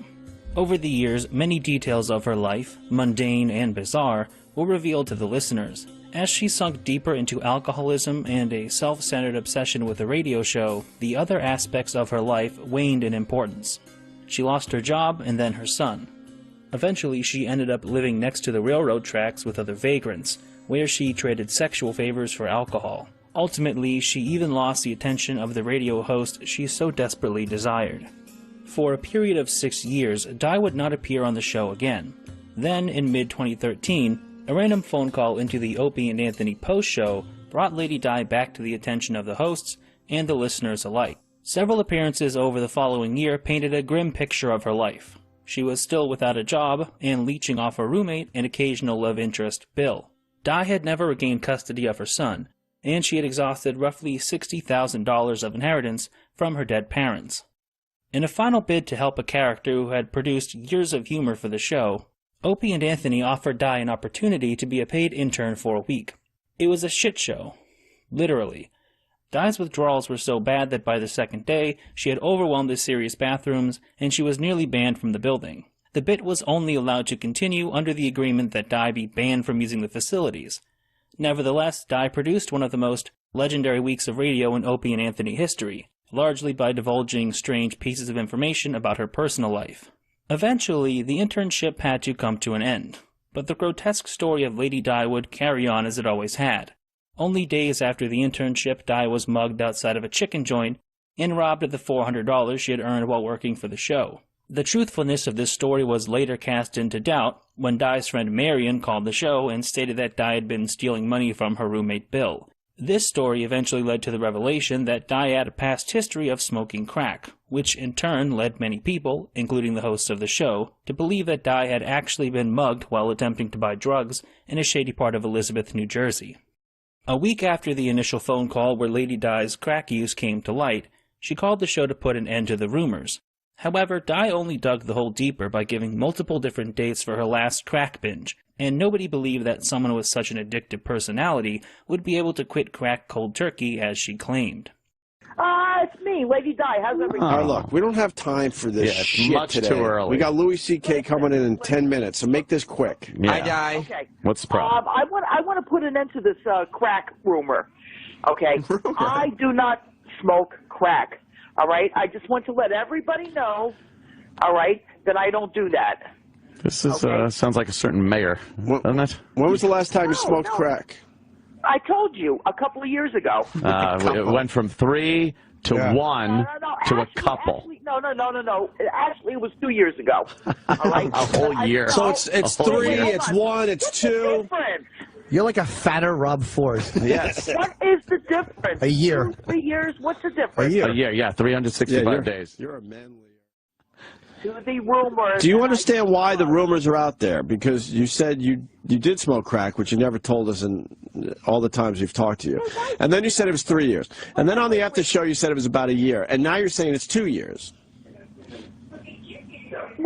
All right, now, what does 2 or 3 years matter? It matters a lot. All right. It means you're lying. That's what it means. It means you're a liar. I'm not lying, Anthony. I'm not lying. And That's my lie, die. And when you were smoking crack, how often did you do that? Not really often. Not really often. Maybe once. Like 1 day a week or something like that. No, not even that. Wait a minute. Hold on. Not even 1 day a week. That means you smoked crack. Wait. You smoke crack 52 times a year. Oh my God! Now you guys. Do you understand why the rumors are out there? Because you just lie through everything. Plus, you say them. Right. If you're admitting that you used to do it once a week, then that probably means you did it twice a week, which means you're talking about 100 times a year you're smoking crack. That is a major problem. The reefer. And how did you get off the crack? I stopped doing it. Without rehab or anything? No, I didn't need a rehab to stop that. Listen to how offended she is at the even mere thought she might need rehab to get. She's already fucking 5 Natty Ices deep on a Monday, and she's insulted that you insinuate she might need rehab to get off crack. This woman's fucking bizarre. When asked whether she had used any of her inheritance money to buy drugs, Di was at first adamant that it was not possible, but after a few minutes she admitted to being unsure. Since her father had passed away less than 3 years prior, this obviously refuted Di's claims that she hadn't smoked crack in the last 3 years. Anthony, I don't know. When was the last time you smoked crack? I told you 2 years ago. Mm-hmm. With some of your dad's money, right? A little bit. Be honest. Come on. Not all of it. Wait, hold on a second. Sam, I'm not sure. Okay, I took money out of an ATM. Okay. Now put a verb in. Right. And pronoun. Right. Okay, Lady Di, when your father died in 2012, correct? Yes. Less than 2 years ago, correct? Name a country. No, it was September of. Name a country. Yeah. Okay, September. I'm doing my Mad Lib. I'm doing my Lady Di Mad Lib. September of 2012 was less than 2 years ago. You just said it is. You don't know whether or not you used your dad's money for crack. You got the money less than 2 years ago. Oh shit! You just exposed yourself. You exposed yourself. You smoked crack less than 2 years ago. Yeah. Well, then you put 2 and 2 together. Just another lie, though. It's just another lie. Later that same day, Di called in for a second time and was tricked into believing that she was talking to Louis C.K. Di tried to pretend that she was familiar with C.K., but her lies quickly came unraveled. Hi, Di. Hi. How's everything? Oh, I don't know. I am good. How are you? Oh, I'm fine. That's all you want to say to him? That's it? I am absolutely good. How are you doing? I am good. Do you like my show? Yes, I do. What part of my show do you like? Are you on Comedy Central? No, I'm on FX. Oh, on FX. Oh my God. Did we get FX, Bill? Now that it's all out in the open, yeah. That's it. Why don't you die? I'll do a show about a big fucking pig that dies and shits all over herself, and I'll call it The Cunt Who Shits Herself. That'd be a great episode, Louis. That would be funny. Oh, my goodness. That would be really funny. Yeah. No, it would not be funny. We could just use your dead body and we'd just kick it like it's a big piece of shit in the street. I guess so. What else is new? Yeah, a good one. Why don't you admit to Louis that you used to smoke crack? Yeah, just tell me. Yeah, well, didn't you used to smoke crack? No. I never smoked crack, you dumb fatso. You don't You lie. make fatso noises. Don't lie. Shut up. Don't lie like that because everybody experimented with any kind of drug or anything like that. No, I was busy raising a family and being a good person. You're a pig. Not everyone. She thinks everyone just experimented and smoked crack. Oink, Yeah. oink, I'm a pig. Yeah, that's right. There Why you don't go. you kiss a train? Yeah. While listening to Jim Norton berate Di as Louis C.K. is pretty funny, this phone call stands out to me for the moment when the boys asked Di why she wanted to be on the radio, and all she had to offer was that she loved them and wanted to talk. I love you guys. Oh, we don't love you. Oh, go away. She's talking to her beer cans. They're all lined up. I Yeah, love and the you blacksmith guys. that's shooing her. You're a fucking disaster. You know I love you guys. Right. We don't care. And I do care because I love you guys, and I always will. And, you know, I've known you for over 20 years, and that's it. We love you too, Di. Thank you very much, Louie. I don't love you. Well, it doesn't matter, but I love you. You're a pig. I love you. Marion's a cunt. Thanks. Marion's a cunt. Even other weirdos associated with the show like Bobo and Stalker Patty were actual fans who listened on a regular basis. Di's sole purpose for existing seemed to be calling into a radio show for personal validation, something she was so obsessed with that she would even forego using the restroom, according to her friend Marion. You know, I'm going to tell you something right now. Bill called me, right? And right after I guess she talked to you, Bill called me, and I called him back.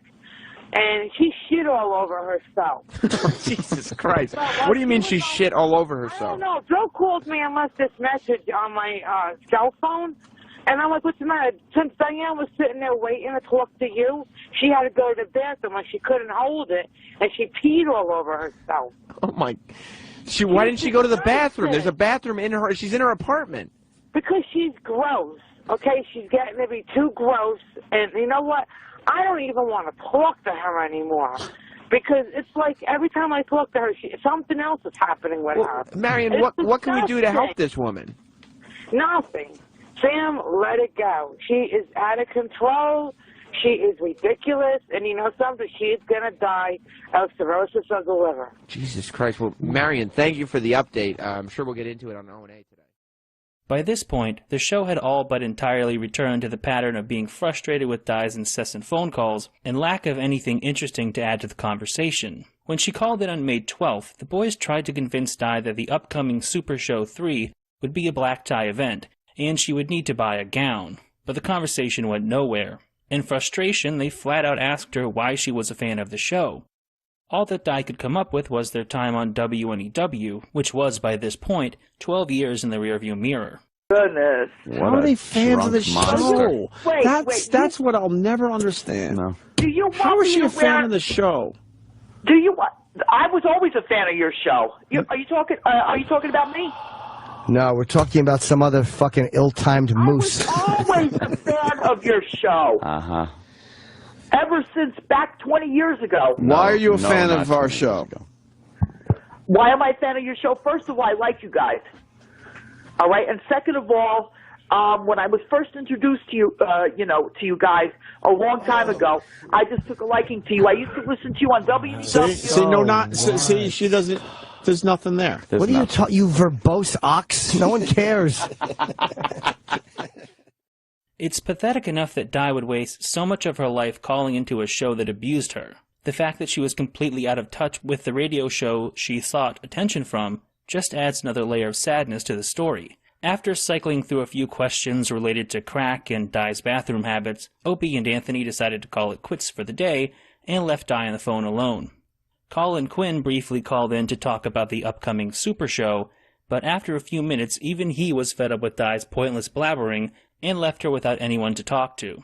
During the 10-minute span that Di was on the line by herself, we got another glimpse into her grotesque domestic life, as her irate roommate Bill could be heard screaming at her to get off the phone.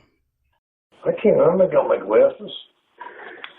You got your glasses right there. Oh, you're too busy on a fucking phone? You what? I'll take that phone and throw it. Get the fuck out of here. I'm trying to give you the thing. Here. That fucking phone's more important. I'll throw that motherfucker. I'm going outside.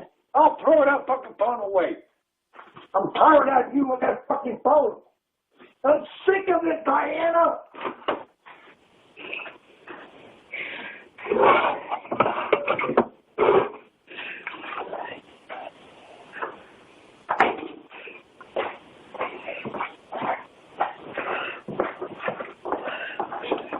Here, take this fucking shit. Get the fuck. That phone's going. That phone, you had 4 beers, you had more fucking 4 beers.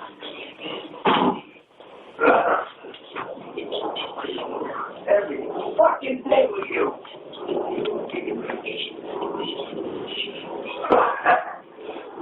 Don't fucking matter. You don't give a fuck. The following 2 months were pretty uneventful. Di did attend the Super Show 3 in mid-May, but as with the other Super Shows, we didn't really learn anything new or particularly interesting about her. During a phone call in early June, a man named Lou from Jersey, who Di had been speaking with over Twitter and texts, revealed that she had been back to the Crown Chicken where she had been mugged earlier in the year.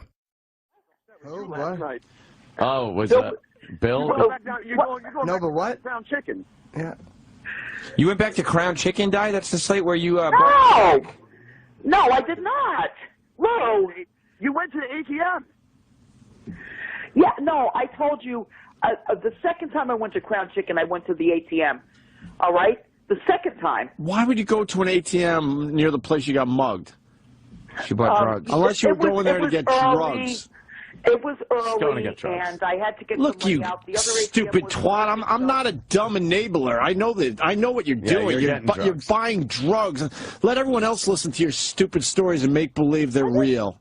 No, it's the truth. No, you're going to get drugs if you're going back to an ATM near Crown Chicken where you're mugged. With Bill's fucking ATM card. Right. I'm not a family member. Di tried to say that she had only been back to the Crown Chicken to use the ATM near the liquor store, but this did little to change the belief that she was still actively buying crack. Aside from a brief conversation in late June, where she complained about not being able to attend Anthony's July 4th pool party, it wouldn't be until July of 2014 that we would receive another significant update about Lady Di. By then, the entire Opie and Anthony universe had undergone a radical change. My roommate passed away. Bill? Bill died, huh? Yes. Yes, he did. Oh, wow. Yep. I kept on telling he kept on having stomach aches and stuff like that, and I kept on telling him, I'm gonna, let me take you to the hospital. Not let me take you, but let me get an ambulance to take you to the hospital. Right. Right. Okay. And he refused to go. He refused to go to the hospital. He refused. All right. And finally Sunday, I said, listen. He ran to the bathroom, and that was the last time. I said, that's it. I called 911, and he never made it out of that hospital alive. Wait, he went to the bathroom, he was vomiting?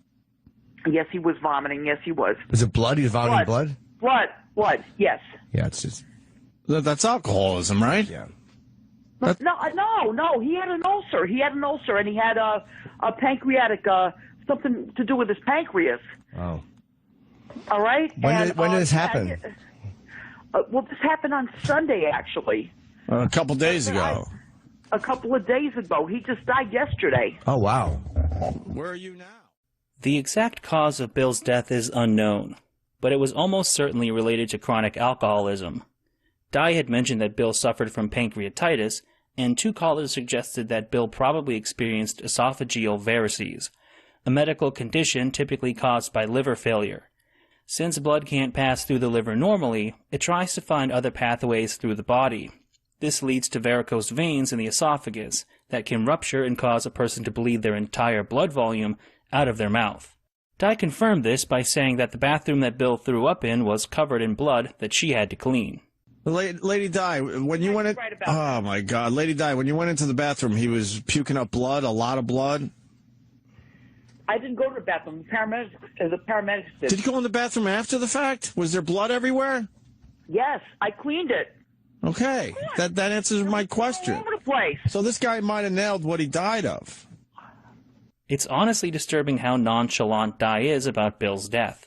She watched him vomit blood to death and wasn't sure if that was enough to get her to stop drinking. Will this wake you up? Yeah, I know, but Will this wake you up? A lot of people are asking, will this wake you up, Lady Di? I don't know what's going to wake me up anymore. Well, maybe you'll learn from watching your friend vomit his stomach out. Right. Yeah, well, you know what? It might wake me up. It might wake me up. No one's buying it. But I don't know for sure, okay? Right.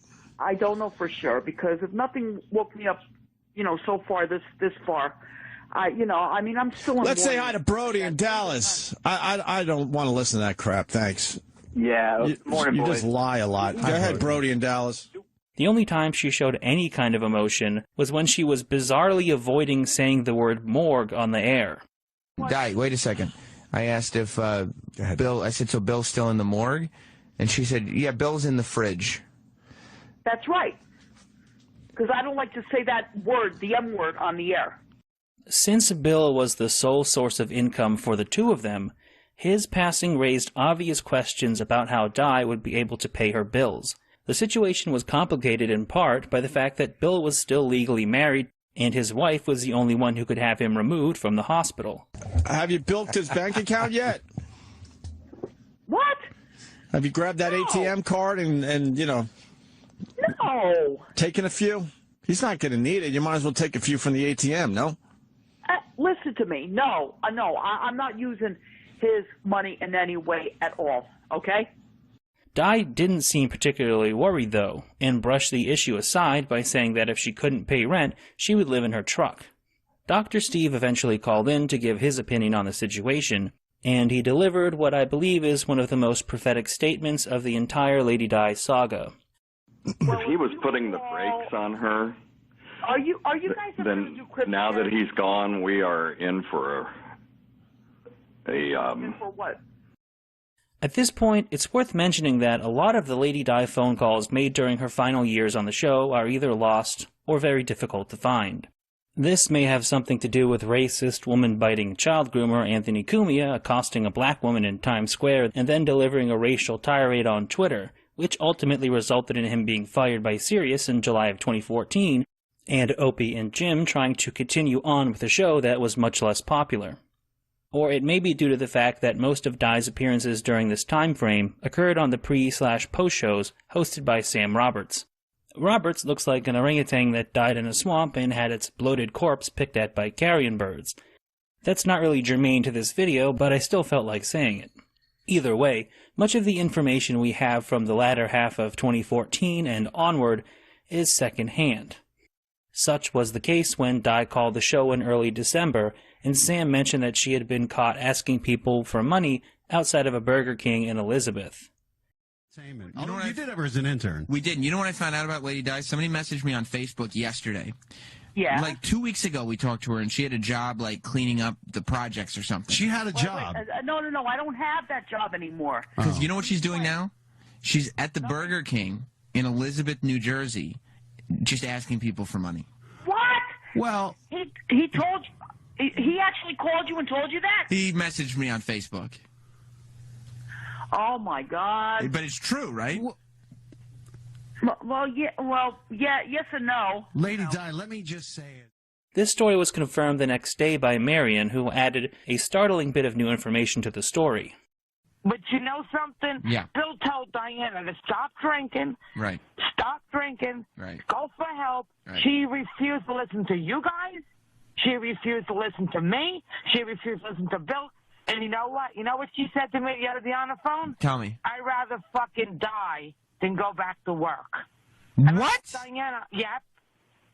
Marion also claimed that Di was once again hanging out with shady characters and derelicts, suggesting that she was looking for somebody else to support her in exchange for sexual favors. Her relationship would prove to be short-lived, though. In January of 2015, Di called in and stated that her boyfriend had broken up with her because he didn't want to be involved with the radio show. This was backed up by one of the show's interns, Adrian Fernandez, who had been interacting with Lady Di off-air, probably because he was the one who had to walk Lady Di to the bathroom during her internship. He's not here yet. Adrian, why are you calling Lady Di? Originally, I wanted to do some investigating about her new guy. Right. To figure out what was going on. Yes, she's got a new guy. Well, there's an update on that. Yeah, not anymore. Why? He said that he doesn't want to be involved with this radio stuff, and he doesn't want to hang out with us. We don't want her. Adrian. Yeah. Adrian. That's Lady what Di. he told me, okay? And I said, fine, if you don't want to get involved with the radio show, that's fine with me. I don't care about that. Yeah, but Adrian, didn't you say that they're not exactly broken up? He still comes over to have sex with her? Yeah. To fuck her? Yeah, and get high. No, Adrian. He just comes over sometimes to hang out with me. You told me you guys fuck. No. Yes, you did. No, I did not. Diana. No. The more concerning aspect of this phone call was that Di's health seemed to be in total freefall. Within the last month, Di claimed that she had fractured both of her feet and needed to use a walker to get around.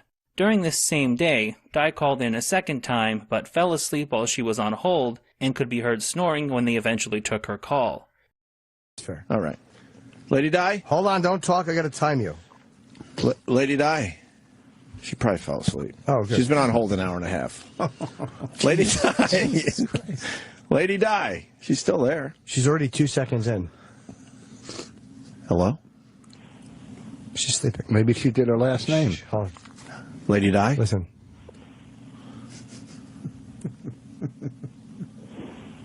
She's sleeping.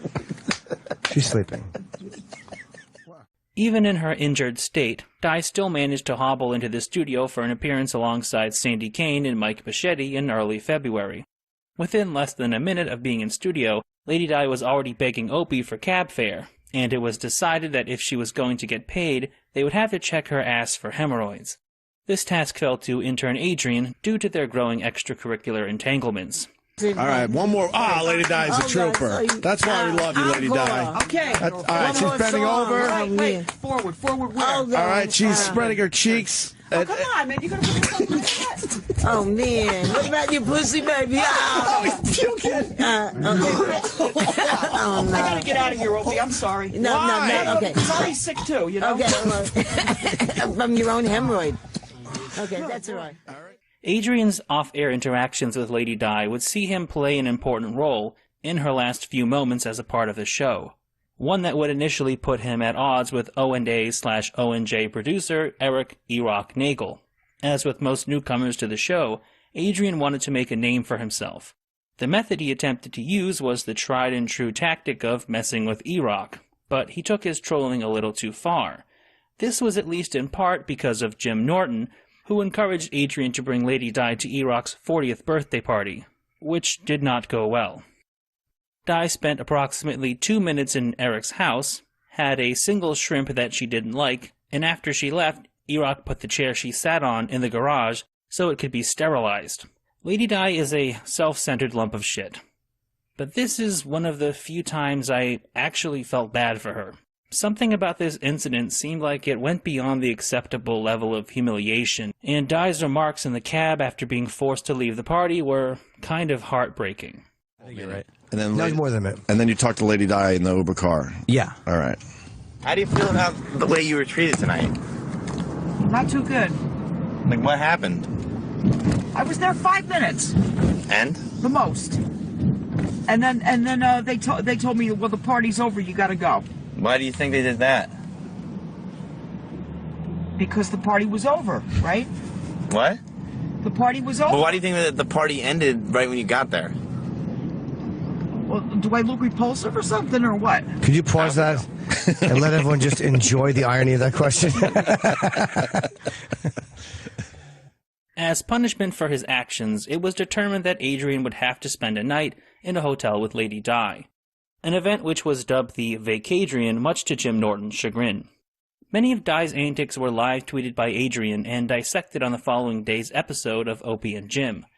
The night got off to a rocky start, as Di was in the process of taking a shit when Adrian arrived at her apartment to pick her up. From here they immediately went to the liquor store, where they picked up some beer and cigarettes, and Adrian paid off Di's debt to a stock boy. 30-pack. Why can't we just get a 12-pack? 12-pack is good, too. 12-pack is fine. 12-pack of the tall boys. Why not just a 12-pack of 12 ounces? All right, whatever. Yeah, that's good, too. That's fine. Mm-hmm. According to Adrian, Di wanted to start drinking immediately, and he had to threaten to put the beer in the trunk of his car to get her to agree not to drink on the drive to their hotel. While they were in traffic, Adrian was able to record several humorous videos of Di singing along to the radio. Jamming. You like jamming? Opie likes jamming with Jimmy too. Opie with Jimmy too. The shenanigans continued when they arrived at their hotel, the Radio City Apartments, which Di seemed strangely enthusiastic about. Yeah. I did. Okay. Wow, kitchen and everything, huh? Pretty cool. That's nice. Once in the hotel, Di consumed 4 tall boys and began making repeated sexual advances towards Adrian, who, it should be said, was a year younger than her son.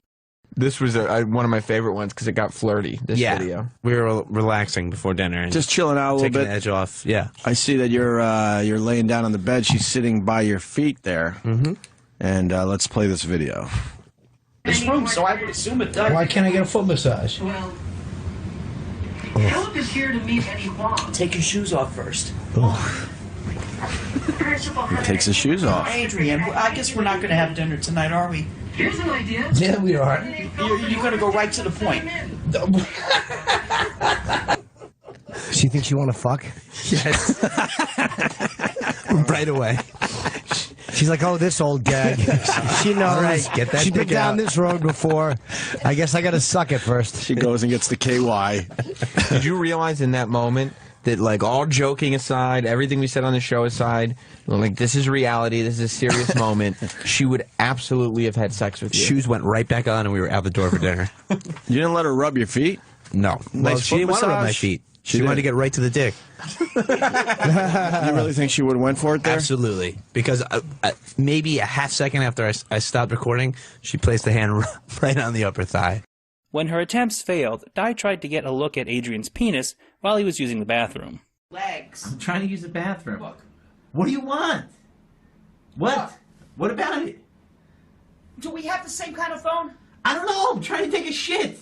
Go ahead. Help yourself. After settling in for a while, the pair went out for dinner. When they arrived at the restaurant, Di was so desperate for more alcohol that she asked the hostess, not even the server, to bring her the biggest glass of beer they had. This turned out to be a 24-ounce glass of beer, which Di drank 2 of during her meal of chicken tenders and potato skins. Adrian was unfortunately unable to record Lady Di in the restaurant, but instead recounted what Di told him of her plans to pay for her rent. Anything happen at dinner? Yeah, it got serious. She started talking to me about rent, everything like that. Part of the reason why we didn't get intimate was because she told me that she's at a point now where she's thinking about maybe, possibly selling her body. Could she literally put a worse product on the market? That's not the big money maker. Well, she thinks she'd be able to get like $200 for a night. And she literally couldn't get that if she moved in with you for a month. Wow, she said that? Yes. Why does she? Because she needs money that bad? Mm-hmm. Here we go. We got to fucking give her more money again. Because what? She's behind on rent. 2.5 months. 2.5 months. Did she explain how she would go about this? Not really. She just said like, I don't have a great body to offer, but somebody will pay for it. Oh, that's sad. We're having fun. With their meals finished, they returned to the Radio City Apartments, where Di resumed her attempts to seduce Adrian, who was just trying to go to sleep. For luggage, Di had brought a plastic grocery bag, which contained fistfuls of candy from the apartment's reception desk, as well as a change of underwear and one other essential item. All right, now she's going into her plastic bag. This is her luggage. But this was when I had tried to finally call it a night and make my little bed on the floor and go to sleep. Yeah. And she said, "Oh, wait! I want to show you what I brought with me. I bring this with me everywhere." Okay. So you're like, okay, I'm shutting off the light. We're just gonna go to sleep. And she's like, wait, I want to show you this item I have. Yeah, big surprise. What were you thinking was in the bag? I don't know. Okay. I had no idea. What time was this? This was probably around 11 o'clock. Okay. All right. Look what I carry around with me all the time. Oh my God, it's all over the place. It's all over the place. Ew, it's all over the place. KY jelly. See? You know, just in case. Moments like this. She wanted to fuck you so bad. KY jelly. When all of the video clips of the Vacadrian were exhausted, Opie and Jim brought Lady Di, who had been sleeping on the sofa, into the studio to discuss the past night's events. When questioned about the KY jelly, Di initially pretended not to know why she brings it with her everywhere, but ultimately admitted that her ex-boyfriend informed her that her pussy was too dry. So you were with a guy and he tried to put it in and he couldn't? Yeah. Okay, and what happened? How did he finally get it in? Well, he was the one that bought me the KY in the first place. Oh, you're with a guy and he brought you some KY because he had tried before? Uh-huh. And it was just too dry. That would be my ex, whatever you want to call him, lover or whatever. Fuck Bill? Although there were no more videos to dissect, Adrian had recorded some additional audio clips from their night together. Aside from a clip of Lady Di farting,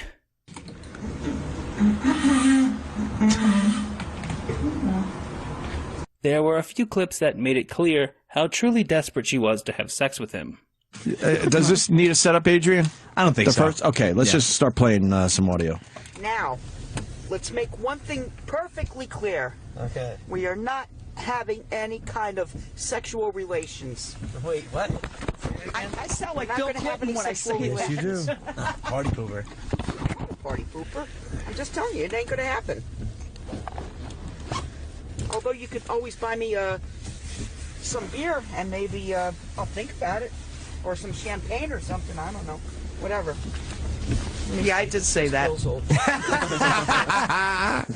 So, yeah, that's conflicting. You said absolutely not, but then said, well, maybe if I have some champagne or beer. Oh, okay, let's move on with the audio. This is about malt liquor. It's good. You can't have any. Why not? Really important for me. You won't give me a taste of it? No. No, you. 9 out of 10 saw noticeable improvement in 1 hour. Gold Bond really works. There's only one egg. It just tastes better. Well, if you don't give me a taste of your malt liquor, I won't give you a taste of this either. What'd you point to when you said that? Di, come on. You got me good, didn't you? Yeah. Di, what are you saying? You don't give me a taste of malt liquor. What are you pointing at? You point at the... Come on. Yeah, I did. Pointed at your cooch? Yeah. Oh, okay. Because you could have pointed at your backside No, one or both of your boobs. No, not my backside. Why are you opening? This is just an aside, but I've always found Lady Di's sexual confidence to be one of the most confusing aspects of her personality. Maybe it was just liquid courage, but she was perpetually horny and seemed to have no concept of what a grotesque disaster she was, which is why I doubt she had any genuine intention to sell her body. When they pressed her about the comment she made to Adrian over dinner, Di basically admitted it was all a stupid thought in her head. Lost one. Sorry. Lady Di, there is one other thing. Yes. I just remembered. You should talk to Opie about what you've been thinking about doing to try and get that rent money. Just dealing with welfare and stuff like that. No, but like, remember what was that thing? What were you considering doing? What line of work?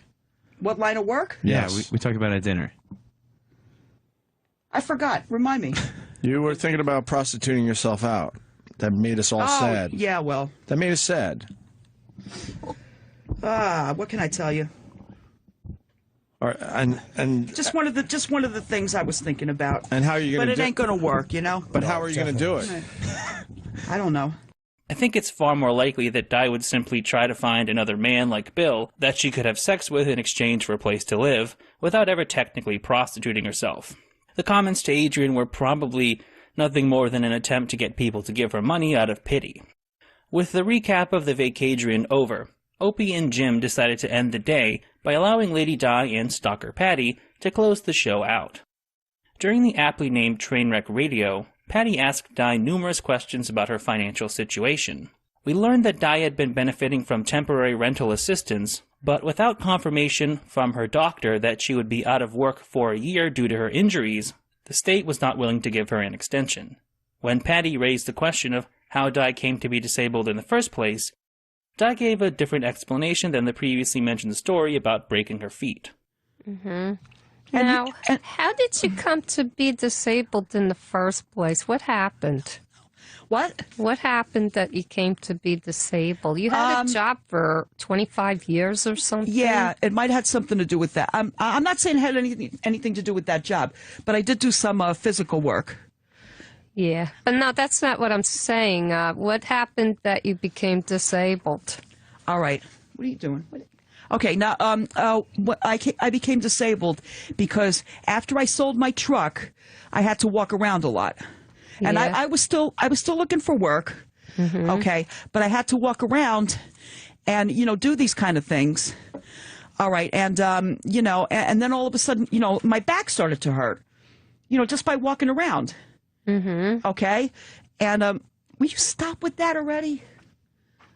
What's wrong? No, come on. All right, now... All right. Anyway, so what happened was, now this is really serious. All of a sudden, it just got to the point that I could not really walk that far, okay, because my hip would hurt, my knee would hurt, and everything, and that doctor did not. Will not. Frank in the Bronx, how you doing? The most interesting moment from this segment came when Di admitted that she had used Bill's money to pay for a month's rent. This, of course, proves that she was lying when she called the show after Bill's death and said that she didn't have access to his money. Huh? When did things start going wrong? Well, after my roommate passed away. All right. Thank you. And then things just started to go haywire. For a while there, I was able to take care of myself. I had to sell the truck for a month's rent. I had to use some of his money, unfortunately, for the first month. All right. He passed away in July, and then August I had to use his money to pay the rent. Okay. Mm-hmm. I didn't want to do it that way, but I had to. And then for the month of August, I had to sell the truck. Knowing Lady Di, there's no way she didn't spend as much of Bill's money on beer as possible before paying the rent. Then, when that money ran out, she sold her truck and probably used as much of that money as she could on beer, too. I think my theory is supported by the fact that even though she was months behind on her rent, Di still denied that her drinking was contributing to her financial woes. How can you give up on the drinking? I don't know. That's probably your rent money right there. No. Well, yes and no. Yes and no. I mean, I don't like, buy 330 packs a day.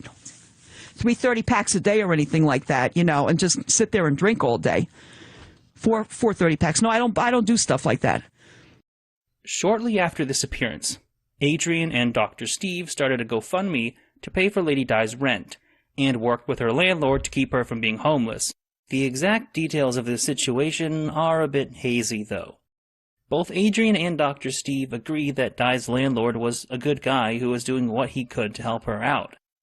And even though the GoFundMe didn't raise enough money to cover Di's back rent, it was enough to pay for at least 1 month, and welfare would take care of the rest while her landlord would move her into a smaller apartment. From what I vaguely remember about these events as I watched them unfold back in 2015, there was a plan to raise more money for Di's rent, but it hinged upon her going to rehab. Obviously, that didn't happen, and the payment Adrian made to Di's landlord seems to be the last bit of assistance she directly received from the Opie and Anthony universe. For her part, Di seemed completely ungrateful, and repeatedly called and messaged Adrian demanding the money. When Adrian went to deliver the money to Di's landlord, he shot a series of videos to document the sorry state of her existence, which would later be broken down in Opie and Jim. Danny, you have a very nice home. Thank you very much. Why do you sleep on a leather thing instead of a cleaning, bed? though. Huh? Why do you sleep on a leather thing instead of a bed? Because I like it. What else do you like? What do you mean, what else do I like? What else do you like? I like drinking my beer, I like relaxing, I like smoking my cigarettes, and I just woke up a little while ago, ugh. What are your plans today? Trying to nurse my leg and looking at these papers, see what I have to do. By now, even Adrian was fed up with Di's behavior. During the visit, Di didn't even thank him for the GoFundMe. Instead, the first thing she asked was, "Why didn't you bring a fan?" According to Adrian, Di also had no toilet paper, and her apartment smelled like shit, which he attributed to her unwashed vagina.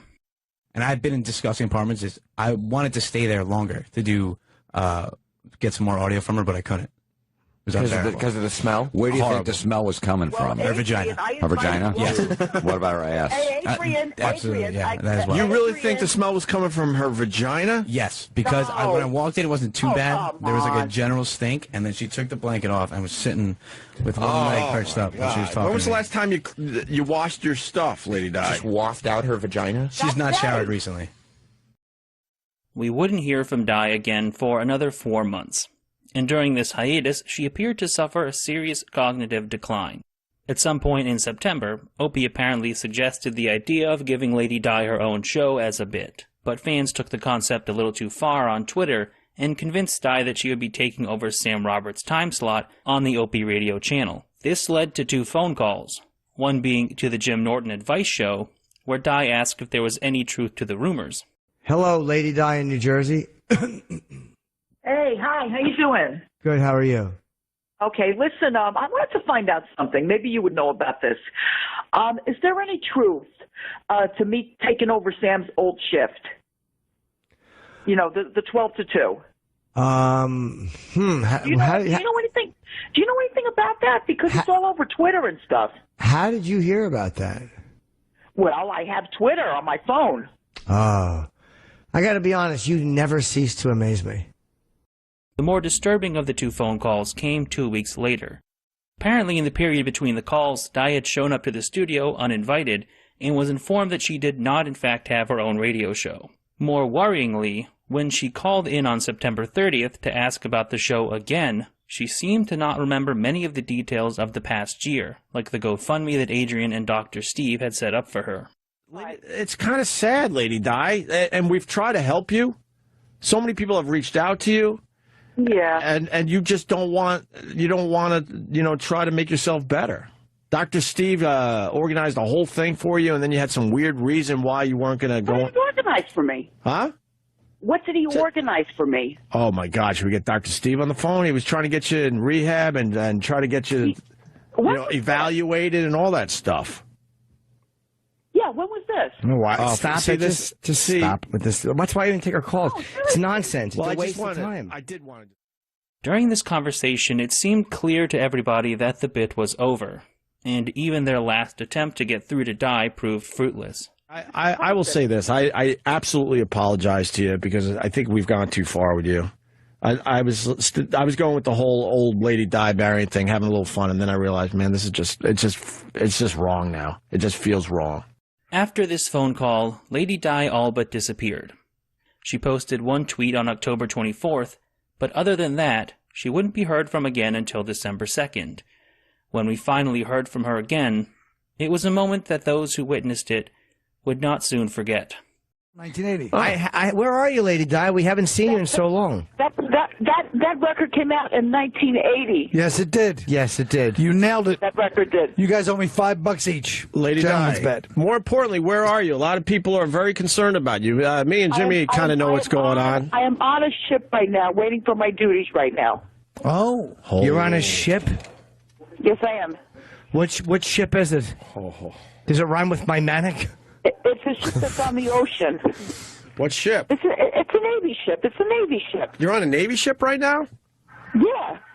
Well, what ship did you think I was on? Oh, we didn't know. No one told us. Yeah, we heard rumors that, you were away or something, and now we're finding out that you're on a Navy ship. Well, technically, I am away. I'm away from my apartment. Where are you? I'm on a ship. But I just told you that. Where's the ship, though? Hold on a second. Where we docked at? Where we docked at? Where? All right. Well, we're docked somewhere, but we're still in the United States. I listened to this phone call when it happened, and it was disturbing then.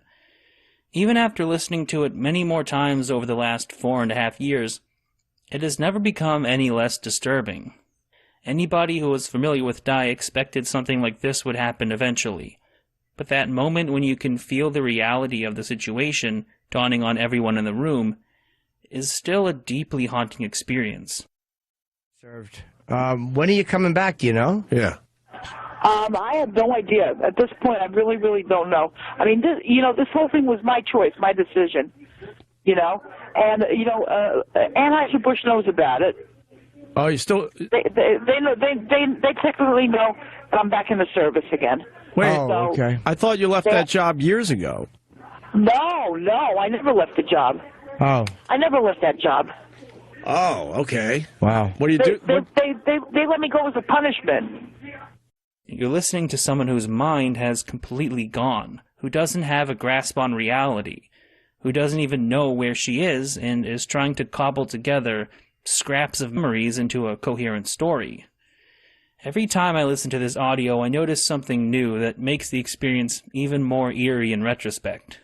We know that Di was never on a ship when she was in the Navy, so there is something really sad about the fact that when she lost her mind, she believed herself to be on a ship. Like maybe it was some coping mechanism, retreating into the fantasy life she had hoped for in her 20s. I don't know. What has always struck me about this phone call from the first time I heard it was that the typical Lady Di tropes and mannerisms aren't there. She doesn't answer a question with a question. She doesn't say no, no, no, or hold on. She doesn't answer a sarcastic question literally. It's almost like listening to a different person. I could speculate as to why, but I think I'll let you draw your own conclusions. As they asked Lady Di more questions, it only became more and more obvious that something was truly wrong with her. You're probably right. What year is it, Lady Di? Oh, God, what year is it? Oh, man. Oh, boy. 2014. I'm guessing 2014, right? Yeah, you're right. You got it. Who's president? Oh, Jesus. Who's the president right now? Ronald Reagan. Okay. Do you like him? Yeah, I think he's kind of cute, yeah. Yeah, he's all right. For an older guy, you know. Who do you think I'm not, believe me, I am not up to date on anything right now because I just woke up a little while ago, so. Who's gonna be the next Who's gonna be the next president? Because we all know Reagan's time is just about done. Diana, me. I'm going to be the next president. I'd vote for you. We all would vote for Lady Di. Yeah, or at least as the thank first you so lady. much. I vote for you guys, too. This was the last time we would ever hear from Diana or Banny, and in the wake of this phone call, the Opie and Anthony fans understandably had a lot of questions. Thankfully, a few days after the incident, Dr. Steve was able to speak with Lady Di's son, Peter, who gave an update on her condition. So there've been a lot of rumors and just speculation and all kinds of things about your mom's condition, and she called into Opie and Jimmy recently and seemed a little disoriented. And I know, look, a lot of people are concerned about your mom. A lot of people gave her a hard time when she was drinking, but she is no longer drinking, and she's in a bad position. So, the time for giving her a hard time is over. We're just concerned. How is she doing? What's going on? What can you tell us about her condition? Well, to start, I don't think she's doing that well. She's really getting that much better anyway, for the most part. She's pretty much the same way that she went into the hospital with. She's losing her mind. She thinks she's 20 years into the past. She still thinks that she's married to her ex-husband Freddie, and sometimes when I call her, sometimes she thinks I'm her brother, Bobby. So right now, and her doctor also mentioned to me before that her brain is actually physically shrinking. Yes. Okay, she's losing all her healthy tissue, and it's just not good, not healthy. Yeah, there. Since this conversation in 2015, information about Lady Di's situation has been fairly limited. The last major update came in September of 2019 when her son Peter started a GoFundMe to buy her some comfort essentials. During the making of this video, I had the opportunity to speak to Peter, and he provided an update on his mother's current condition. I think a fairly natural place to start would be, you told me on Twitter about this already, but for people who don't know, what is the current condition with your mother? How is she doing at the moment? Well, the current condition is that she's in the nursing home. She's lost a portion of her brain. That's how she's got her dementia. I mean, of course, it came about through drinking and not really eating a lot of food. and this all really happened after her supposed boyfriend or roommate or whatever you want to call her died, or call him rather. Yeah, Bill, I think. Yeah, Bill. Yeah, but yeah, no, it all happened after Bill died. Yeah, so it was just all downhill from there. Kind of along the same lines. There are a lot of things that we don't really know, like as just the fans of the show. Right. And one of those things was the fact that she kind of talked to Opie and Jim a few times before, you know, the kind of final events where she called in and she was clearly not in her right mind. Right. And there was just a period of time where she just didn't really have any contact or talk to anyone. Yeah. And that was always something that I've wondered is what exactly led to you guys finding out that she was in this state? What was like the catalyst, or was it a sudden thing? You know, was it gradual? Did somebody find her? That kind of thing. It was kind of sudden. So basically, I was at work, right? And what happened was I received a text message saying something like, if you need help, you can always contact the landlord downstairs. And then out of nowhere, it would be like she was living on Grant Street in Elizabeth, at the apartment complex there, where basically when we were living there, I was like 4 years old at the time.